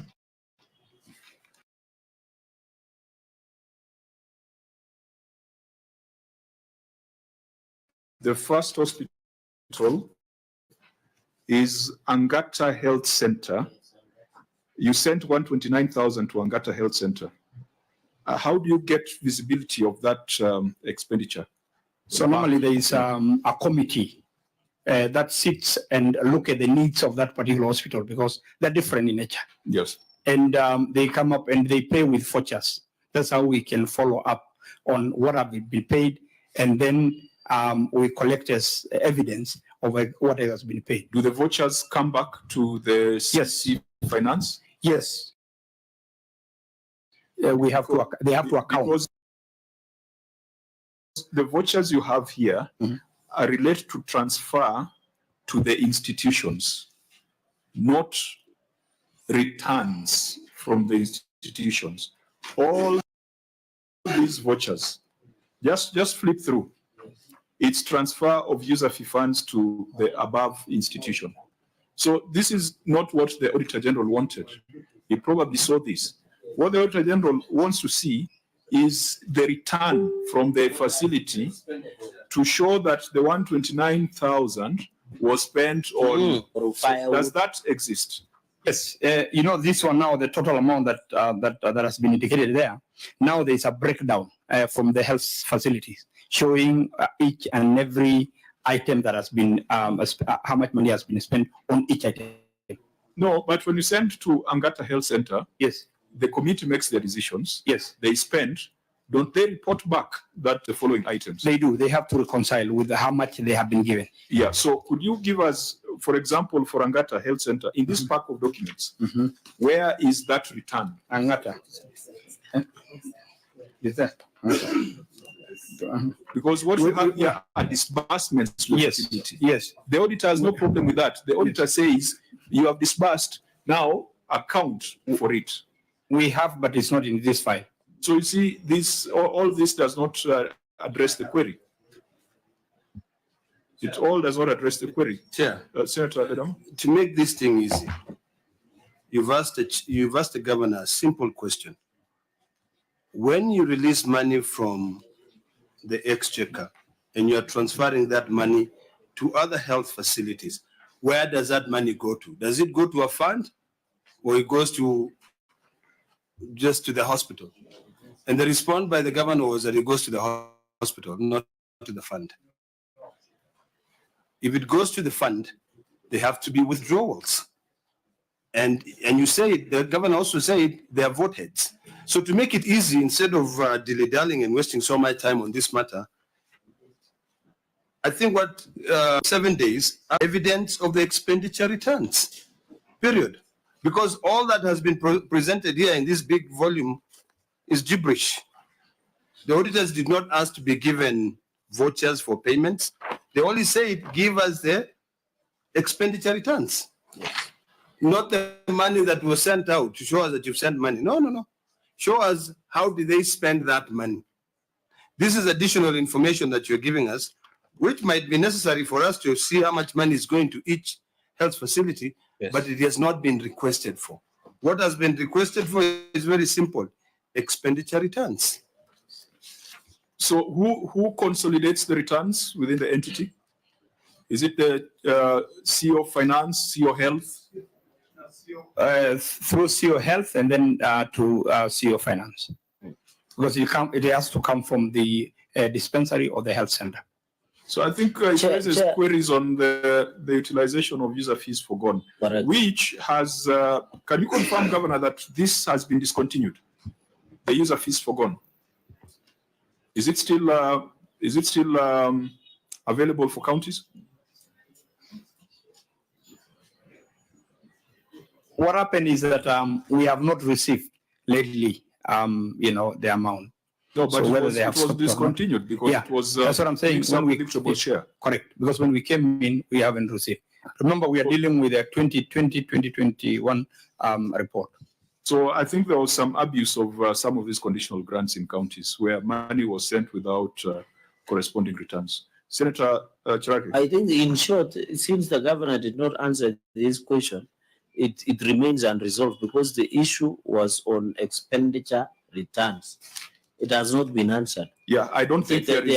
So it remains just outstanding. It remains. Maybe, Chair, you can rule on what the entity or what committee we can take, because even if we go around the audit query, the governor has not given us the expenditure for firewood or for cleaning services or for payment or what have you. I think that should just suffice in terms of accountability. And this one, through the chair, I think in future, they should have attached, even if it is good, yes, there was some expenses like this on the Romosho Health Center, where 106 was given. This should have been additional information attached to the expenditure returns by the governor. It would have been easier that way. But as it looks, this matter, even if the cows come home, we shall not be able to get the answer because the entity is the one with the expenditure. And COB will tell you they give out requisition, but the payment vouchers are retained with the entity, and they can remain at that point. Yeah, if this financing line was still available, we would have made a resolution that we should stop further disbursements until returns are submitted. But now that it has been discontinued, I think we'll be addressing the issue of accountability mechanisms for conditional grants. Most of them, the accountability mechanisms are extremely weak, and some of them conflict with the PFM and procurement laws. So this matter remains unresolved, and I do not want to give more time on this because this is an audit that was conducted way back in 2021. There's no need to open the window. Auditor General, in the event that you'll have found any satisfactory answers in the attached appendices, you'll advise us when we're writing the report. So we proceed to the next matter, unreconciled bank balances. Chair, paragraph 6 to the report, unreconciled bank balances. And I think in the interest of time, on unreconciled bank balances, you had given us an update that out of the 32 bank accounts, 31 have been provided with the exception of one, which is a county revenue fund. So, Governor, I want us to be quite efficient in the manner in which we proceed. So, unreconciled bank balances, the Auditor General's findings are there. He has updated us that 31 have been provided. but one bank account, which is a county revenue fund, is still outstanding. Can you go straight to your response, Governor? Through the chair, let me give my CC Finance to answer that question. Chairman, let me read the responses, then maybe a rider on agreement with you. Pro financial statement cannot be confirmed without accurately stating bank balances, which form part of cash and cash equivalent. Completion and balancing of cash books as of 30th June 2021 was hindered owing to the delay disbursement of funds from the National Treasury for the year ended. Some transactions for the financial year 2020-2021 were undertaken after 30th June 2021. However, when we concluded transactions for the year 2020-2021, cash books were posted and balanced off. Then financial statements were prepared. Bank reconciliations were also prepared and certificates of bank balances produced for audit verification. Copies have been attached with its responses. Could you point us to the bank statement for the county revenue fund? And I agree with you, Chairman, that one is missing. County revenue fund is missing. What percentage does it comprise of your total balances? Chair, when you look at the financial statement, page 40, county revenue fund is the first one. It is not page number 21. Not number 21, the financial statement. In page 40, the county revenue fund had a balance of 742 million out of the total 1.1 billion. So that's a substantial figure. So that's 70%. So, Governor, could you tell us why you cannot provide the county revenue fund certificates and the reconciliations for that? Chair, given the fact that we are dealing with the statement of the year 2020-2021, I asked for time to look for that particular statement because as of yesterday, we couldn't trace it anywhere. But the certificates are at the bank. Where were you looking for it? If not Excuse me, Chair. CEC Finance. It's actually the reconciliation that we have that, but the reconciliation to reconcile. There's a cash book reconciliations, and then there is the certificate of confirmation of bank balances. Yes. So did you provide any of bank balances? I think we have. You have the We can provide certificate that. here. Where is it? Provide that. We don't have it here. Chair. If it's not here, then it's not available. Excellency Governor, CEC, what are your qualifications? I have a degree in accounting. A degree? Yes. You are not a CPA? No. Not even an FCI, whatever you, because the impression I'm getting is you are not serving your governor completely. I mean, we come here, you see, Governor Ntutu, you understand, we work together, you understand how it is. This man is sitting here, and what we need is such a simple document, which he needs to give the Auditor General, so that this matter, we move from it, because once there's validation and proof, then we do everything. And then he's just talking like there's nothing we are doing here. I am so disappointed in you.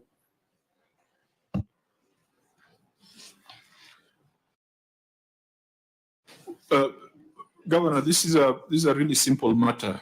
The bank confirmation certificates, you write to the bank, and they give them to you as at the date you have requested. The reconciliation is a different matter. If it was not done, then it was not done. Chair, this was just an oversight. We thought we had it here, but we're looking at the volumes of papers we have. We don't have that, but we have it. You have reconciliation for the county revenue fund? Chair. Chairman, is a reconciliation that we do not have, but the statements is what we apologize for not putting it, but we can be able to bring. So how are the proper financial statements prepared? Because that is the first, that's a preamble to your response.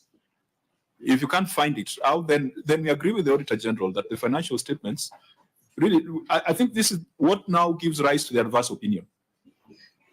If reconciliation for the County Revenue Fund holding 700 million could not be provided during the time of audit. So are you saying you are going to look for it, or you are going to do it because you cannot reconcile now? The financial statements have already been done. Auditor General, they cannot do the reconciliation now, isn't it?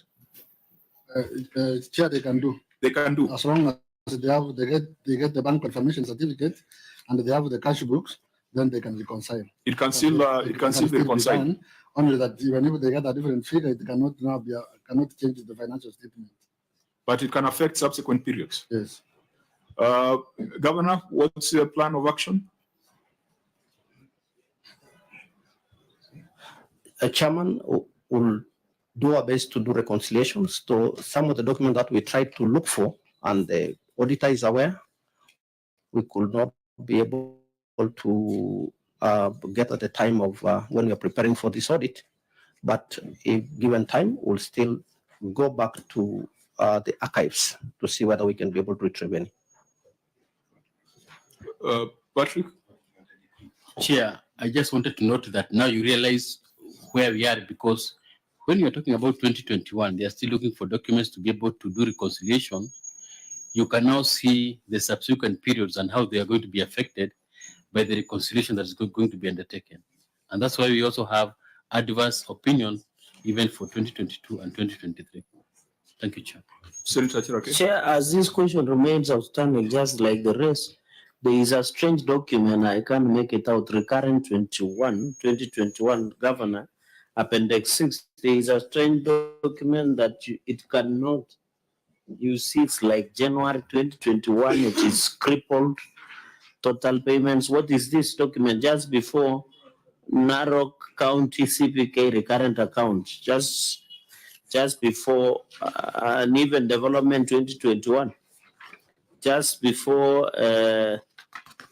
let me get the one before, after this document of KCB. Chair, there is a document that is written recurrent 2021. You can't make out what was happening. I think this was put to mislead the committee because they imagine senators are very busy. They will not read it. In between, there is a document that has been signed, adjusted cash book July 2021. And then there is a document written up there, development 2021. You can only see June 2021. Then some writings that are not legible has been written. Chair, in my own observation, these are documents that they put here to mislead the committee, and the intention not only to mislead the committee, but because they imagine the members, senators are not very keen. So, Governor, what did you mean by this document? Help me. I'm not yet there. Help me where you're reading. It is in Appendix 6. Appendix 6. In your bundle of documents, almost towards the end. You know, it's not paginated. Just before a document called adjusted cash book or bank reconciliation, there are two documents that are not legible. Recurrent 2021. In between, there is a document called account CPK recurrent account.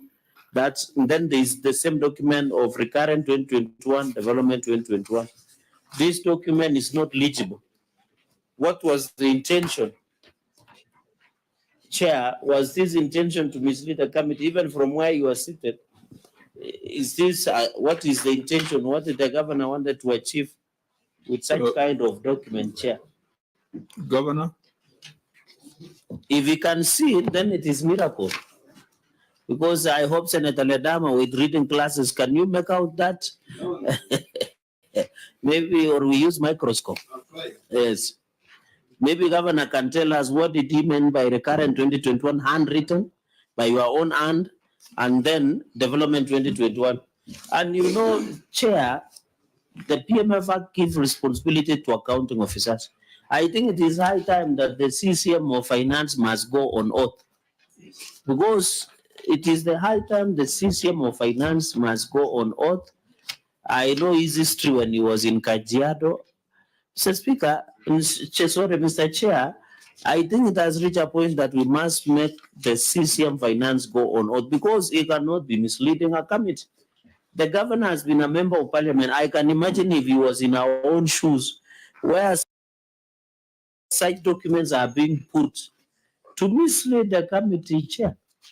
And this is not the first document. The one is that you struck out that was introduced as new evidence.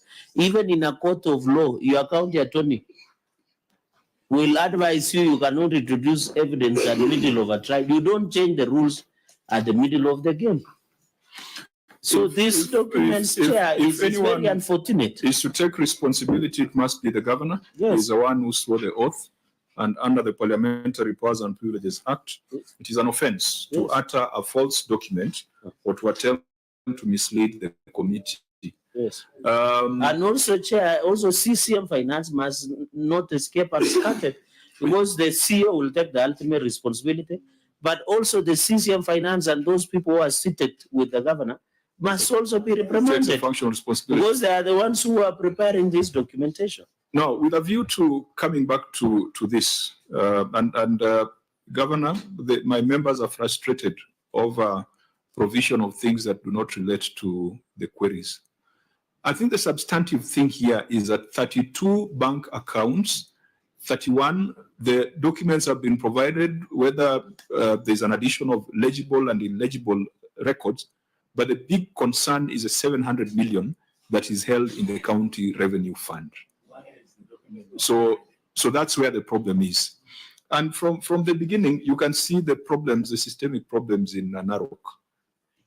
From lack of bank reconciliations, lack of IFMIS ledger entries, misclassification of expenditure, and we'll be very ruthless in our recommendations on the persons who are captains of the financial ship during that period, because this is not acceptable, especially where you have members of a professional body.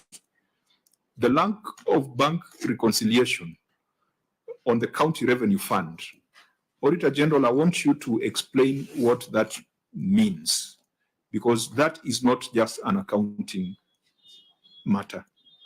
It's not just an accounting problem.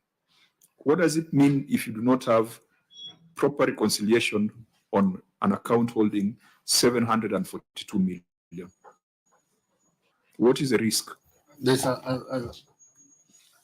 Chair, there's a very serious risk of losing that money. Reconciliation is supposed to ensure that what the figures you are expected to have in the bank account are the exact ones you are having. Otherwise, the bank can even bust the debits, and you are not aware because you have never reconciled your account. So there's a serious risk of losing county assets. And ESCC, what's your take on that? Thank you, Chair. Yes, as the auditors put it, it's a big risk. Secondly, it's non-compliance with the laws in terms of the PFM. But in terms of recommendation moving forward, the keyword is in IFMIS, because instead of doing the bank reconciliation manually, this account is linked to IFMIS. It's just by a click of a button if you have good data in that and you have the reconciliation ready. Thank you, Chair. So, members, it does not matter how long we query this matter. 742 million, the reconciliation was not done. Kinoti has already pointed out that it's a violation of the PFM, and we should hold the persons who are in office at that time responsible. But for the office that is there now, you have a responsibility to make the necessary adjustments in subsequent financial years. So I think both teams must bear equal weight of the burden. I think, Senator Chairman, both teams must bear the same responsibility. If you read Section 103 and 104 of the PFM Act, Section 103 sets up the Treasury and designate the CC in charge of finance as the head of Treasury. Section 104 of the PFM Act outlines the responsibility of the head of Treasury. And before submitting any document to this House, Mr. Chairman, I hold the view that the CCM Finance should have actually made sure that whatever he's submitting to this committee can be able to withstand the test of this committee. We have gone from query number 1 to now query number 6, and nothing has been answered to their satisfactory. So it questions the competency of the CCM Finance. And Mr. Chairman, if you read section 104 of the PFM Act, I'll ask maybe legal to read, I think it's Q or something like that, it talks about the responsibility of the CCM Finance. He's the one who is in charge to make sure that he reports. He reports on a regular basis. He collects all the information from all the people who are under him. See, you know, the CCM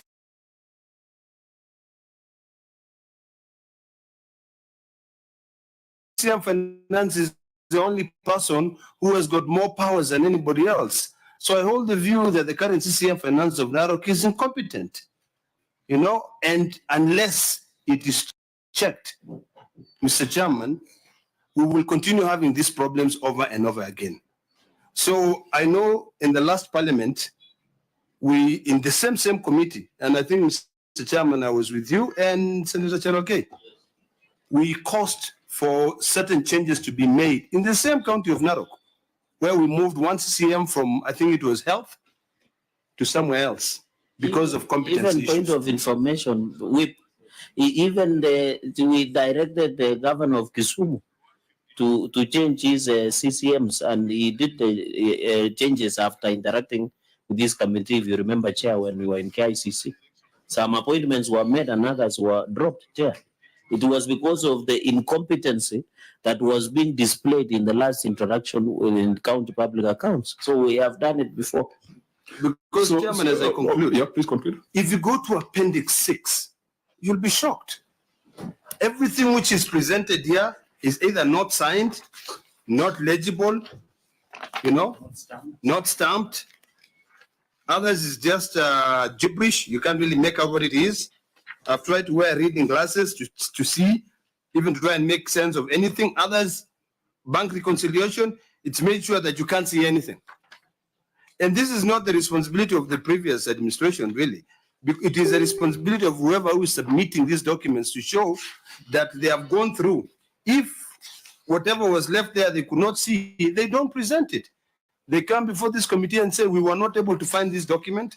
We will need time to go back to the bank and get this information to prepare a reconciliation statement. So, Mr. Chairman, the CCM Finance is completely incompetent. And I think we need to make a determination. Otherwise, and that is why, Senator members, the chair, I think let's look at the time so that we are guided appropriately. And that is why Senator Ledama conclude. Let's allow Senator Ledama. Maybe just to ride on him. That is why we have done before, Chair, even in can be weight on probative value of his capacity and ability to deliver. Because if we are not careful in a subsequent review of the years that will come, the same problem will recur and we will not be able to proceed. You're riding on that, Senator Ledama?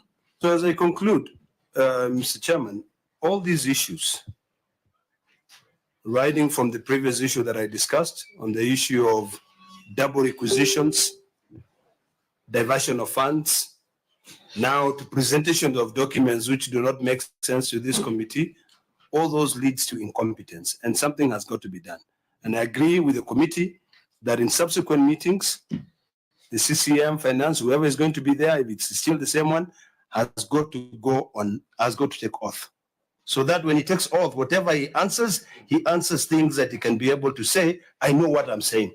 Because what is being presented here, really, I'm ashamed of being from Narok today. Senator Mariam Umar.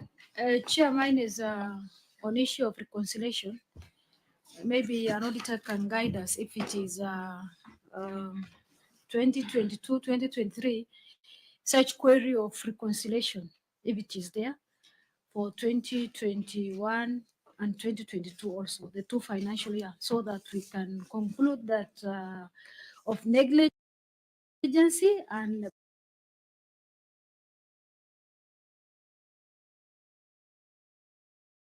maybe incompetency issue. Auditor General, is it a recurring theme?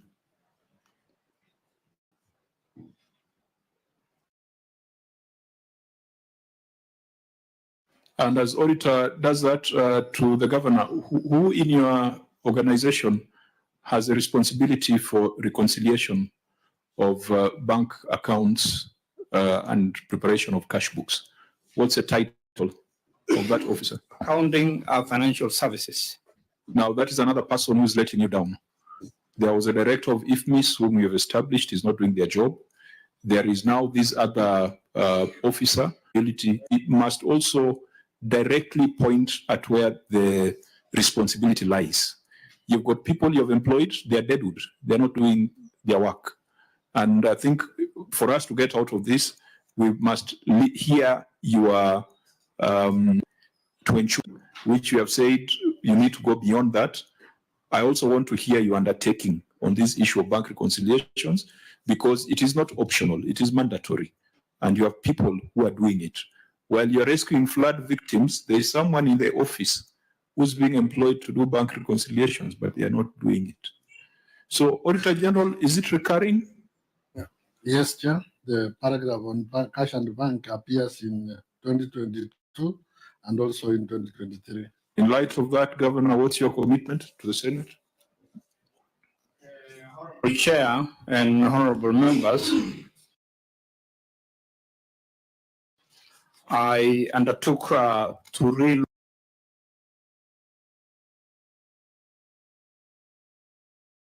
look at the entire department and really change a number of things that I've also seen here, and particularly on the questions that have not been answered satisfactorily.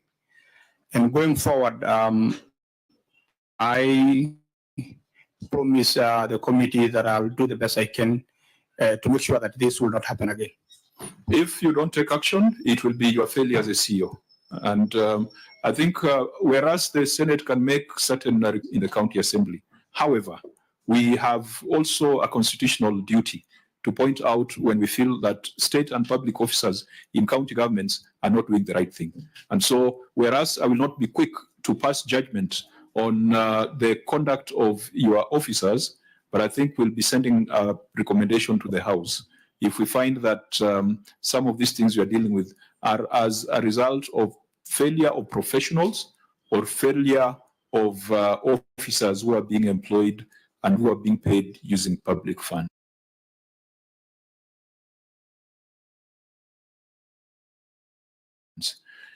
That does not take away the fact that 742 million cannot, the accuracy and completeness of the 742 million held in the county revenue fund cannot be ascertained. We proceed to another unsupported expenditure on construction. Chair, we are back on paragraph number 7, unsupported expenditure on construction.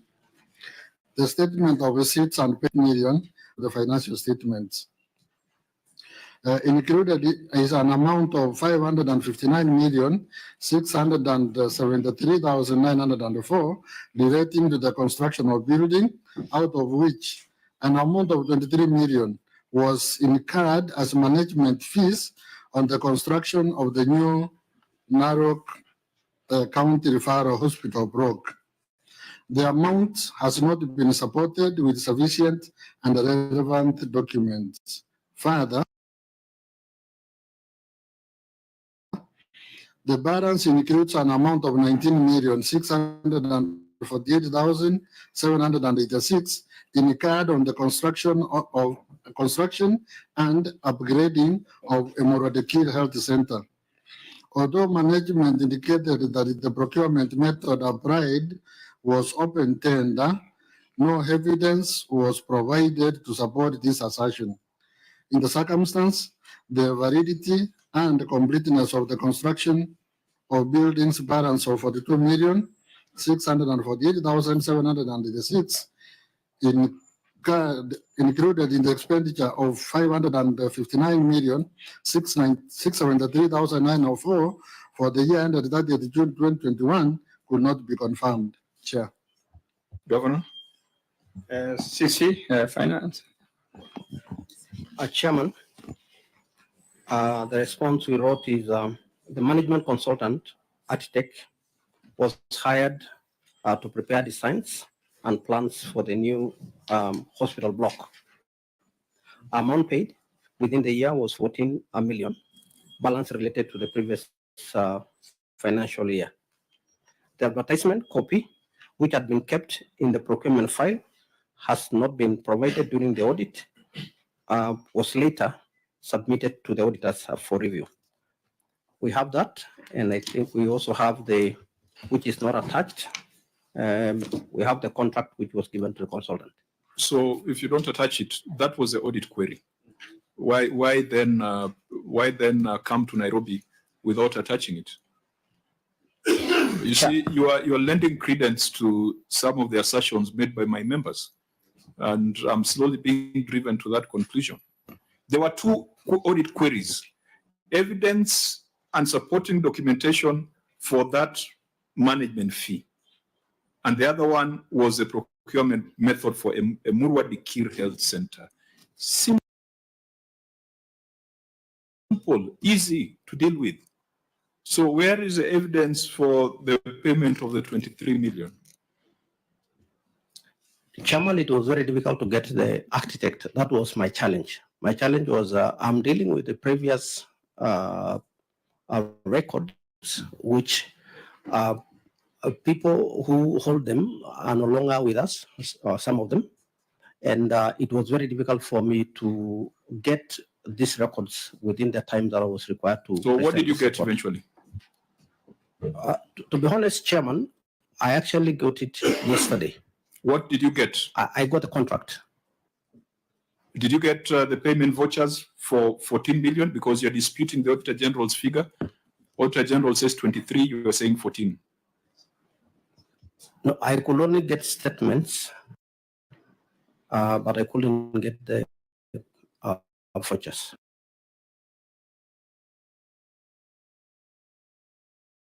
We therefore conclude that the payment of 23 million incurred as management fees, the legality of that cannot be ascertained, because you also cannot ascertain it. And that was a query of the Auditor General. There's no point arguing about this. On a Murwadi Kir Health Center, Auditor General, are you satisfied? They have just attached this advertisement, and what we were looking for is for the procurement process, the audit from requisition up to awarding and even payment. Did you have any physical meeting with the client before, or Governor, did you have any meeting with the Auditor General before you came to Nairobi? Did your team have any meeting so that you could understand exactly what the auditor is querying? The officers met with the Auditor General, but I was not there. Who led the delegation? CC Finance. So CC Finance, you've heard what the Auditor General is looking for. Why should Senate waste time on this? Chairman, we told the auditor there are records that we could not be able to get. Like Is this one of them? Yes. What we could So not get, then Chairman, say you cannot get the records. Then we deal with it. Stop carrying burdens that you cannot bear, Governor. Because if you can't get it, even if we tell you 7 days, you'll end up fabricating things. If it's not there, it's not there. Then you allow the Senate to take a decision. Otherwise, you will start looking incompetent because you look like you have not done your homework. If it doesn't exist, it doesn't exist. Senator Ledama, then Sure. Senator Cherargei. Thank you. The CCM Finance through the governor has indicated that he found the contract just the other day. Can you table that contract? And I know maybe it might be out of, because I just want to ascertain the difference between the 23 million and the 14 million. And then number two also, I have visited a Murwadi Kir Health Center, and I've noted that there's a construction which has been left hanging that has not been constructed. Could the governor give an undertaking of going out and finding the procurement documents for that health center so that we see whether it was part of that which has been left, not being constructed? Because in fact, it's only the foundation which has been done in that health center. So those are the two issues. And maybe the governor can answer my question correctly. This contract that has been recovered by your CCM finance yesterday, does it have a figure of 23 million or 14 million? And then also the other question on Emuru Dikir. You can answer those two questions. Maybe for the issue of Emuru Dikir, the building that you are talking about, I am aware that there is a building that was never finished, and we have undertaken to budget for this year so that we can finish.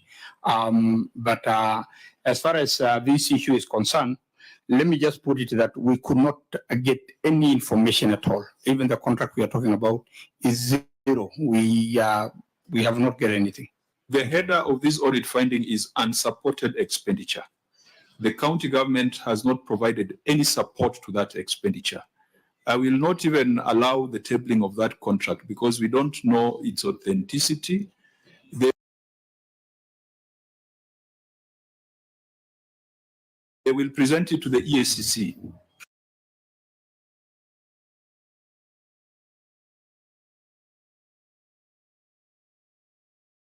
When the EACC is carrying out the investigation.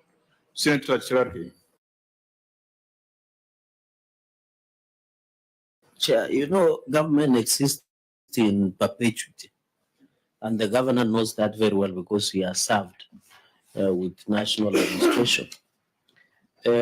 So the question, you know, to get this documentation of contract of Emuru Dikir and on the issue of new county referral hospital block is very easy because these are, and it points back to the capacity and ability of, well, for example, after the evaluation program of Emuru Dikir dispensary, or even the new block in Narok County Referral Hospital. So, Chair, I think on this circumstance of 42 million, it cannot be ascertained. But I think if the governor asserts that this documentation cannot be found, then the money was misappropriated. It is as simple as that. Maybe as a rider governor, what is the status of efficiency and service delivery of Narok County Referral Hospital? Was there allegations that there is no sufficient drugs and services are poor? What do you have to tell this committee? Because people in Narok would be following, and when they hear we are discussing about Narok County Referral Hospital, they would want to know your undertaking and commitment on the service delivery of Narok County Referral Hospital. Because it looks like you have over time, because government exists in perpetuity, a lot of money has been spent. I hope not only on the hardware, but also on the software in terms of service provision. Maybe the governor on that rider, since there is no documentation on this, and you have referred to EACC, maybe you can make a comment on the operations and service delivery of Narok County Referral Hospital. Thank you, Chair. Governor, directly on that. Thank you, Senator. The Narok Referral Hospital is working very well, and we have managed since I came in to increase the total amount of money that we spend on a quarterly basis of drugs, which was about 30 million. Now I have increased the amount to 90 million per quarter, just so that I can bridge the gap that we had, not just for Narok Referral Hospital, but also to other dispensaries and other 3 level 4 hospital and health centers. So I can say that Narok Referral Hospital is going on very well, and people are happy with the services. And if my good friend from Nandi maybe has some time, one of these weekend, you can pass by just to see how people are being treated in Narok Referral Hospital. On a light members, because of time, I will allow us to. I will direct that we go back to the audit report, but maybe just give Senator Ledama a final word on that, because. Okay, then Senator.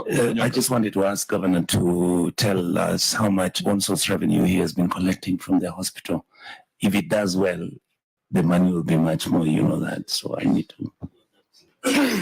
Senator, Mr. Chairman, I'm actually quite happy to hear that things in Narok County Hospital are going well, because that's not the case. So what I'll do is that I'd like to take this opportunity to invite this committee to be able to visit Narok County, not only to see the hospitals, but also to see all these projects that we're talking about here, that most of them, 90%, are not complete. So I think it will be important, because you'll also be looking at the Auditor General report for the subsequent years, 2021 and 2022. Now, I think to the attention of the governor is that I know as of last week, you owe KEMSA 47 million. We gave instructions to KEMSA that not to supply any medical medicine or non-farm to any county if the money is not paid. Because in total, all the 47 counties owe KEMSA about 3 billion. So I hope that you can give an undertaking in this committee that you will clear the money owed to KEMSA, which is 47 million as of last week. That's a topical matter. What's your commitment, Governor? Thank you very much, Chair. And with all due respect with my senator, it is wrong. Order, Governor, I had advised you to avoid direct responses to members of my committee. Thank you. The call to action, Chair, is the final part of the senator's submission on Chair. What is owed to KEMSA. Thank you, Chair. Avoid any other sideshow. I also would like to ask you for, to protect me, because it's talking about 90% of projects that have not finished. It is a lie. And it's good that we put things on record. And the number two, the issue of KEMSA is not only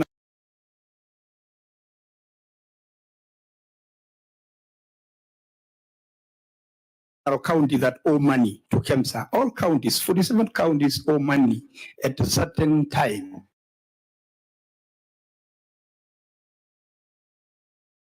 So I'm not even sure of the 47 that he's talking about.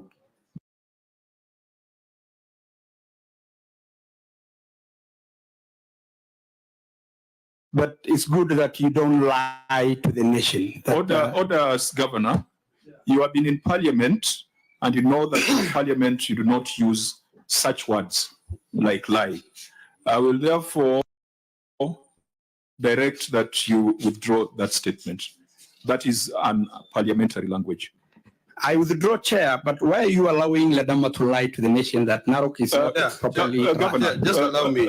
Order, Senator Ledama. No, you can use the word mislead. Governor, It's a more you have been in Parliament. I found you in this Parliament, and you use the same and allow us to proceed in the organized fashion that we have proceeded since we started. I withdraw, Chair, and I really ask you to protect Narok County. Do not have doubts as to the ability of the chair. Yeah, Senator Ledama, just briefly, but I want to read the 105 because I want to separate fact from fiction. It says the senator shall be responsible for the accuracy of any facts that the senator alleges to be true and may be required to substantiate any such facts instantly. Mr. Chairman, I'm happy to substantiate the fact that Narok County owes KEMSA 47 million as of last week. That one I can provide. I'm also very happy to provide, and this one is when I'm inviting this committee for us to visit, just like we visited Samburu together, to visit Narok County, and we'll be able to separate fact from fiction. Because all the projects that have been going on, none of them are complete. None of those projects are complete. So we can be able to maintain the facts. Let me give guidance. As a chair of the committee, I welcome that invitation to visit Narok. Indeed, our committees are more effective when we are on the ground. But for now, I want us to come back to the audit report. And this is why we must conclude today's exercise, so that we are up to date. We are not discussing things of 2020. Between now and 4 o'clock, we must conclude this report for the financial year 2020, so that we set a new date to deal with issues that are current, issues that have occurred during Governor Ntutu's tenure. So unsupported expenditure on construction has not been supported. That one will be asking EACC to move in. Compensation of employees is the next issue. Yes, Chair, compensation of employees, that's paragraph 8. As disclosed in note 11 to the financial statements. Maybe just for efficiency, we take note of your finding. Yes. We also take note of the management response.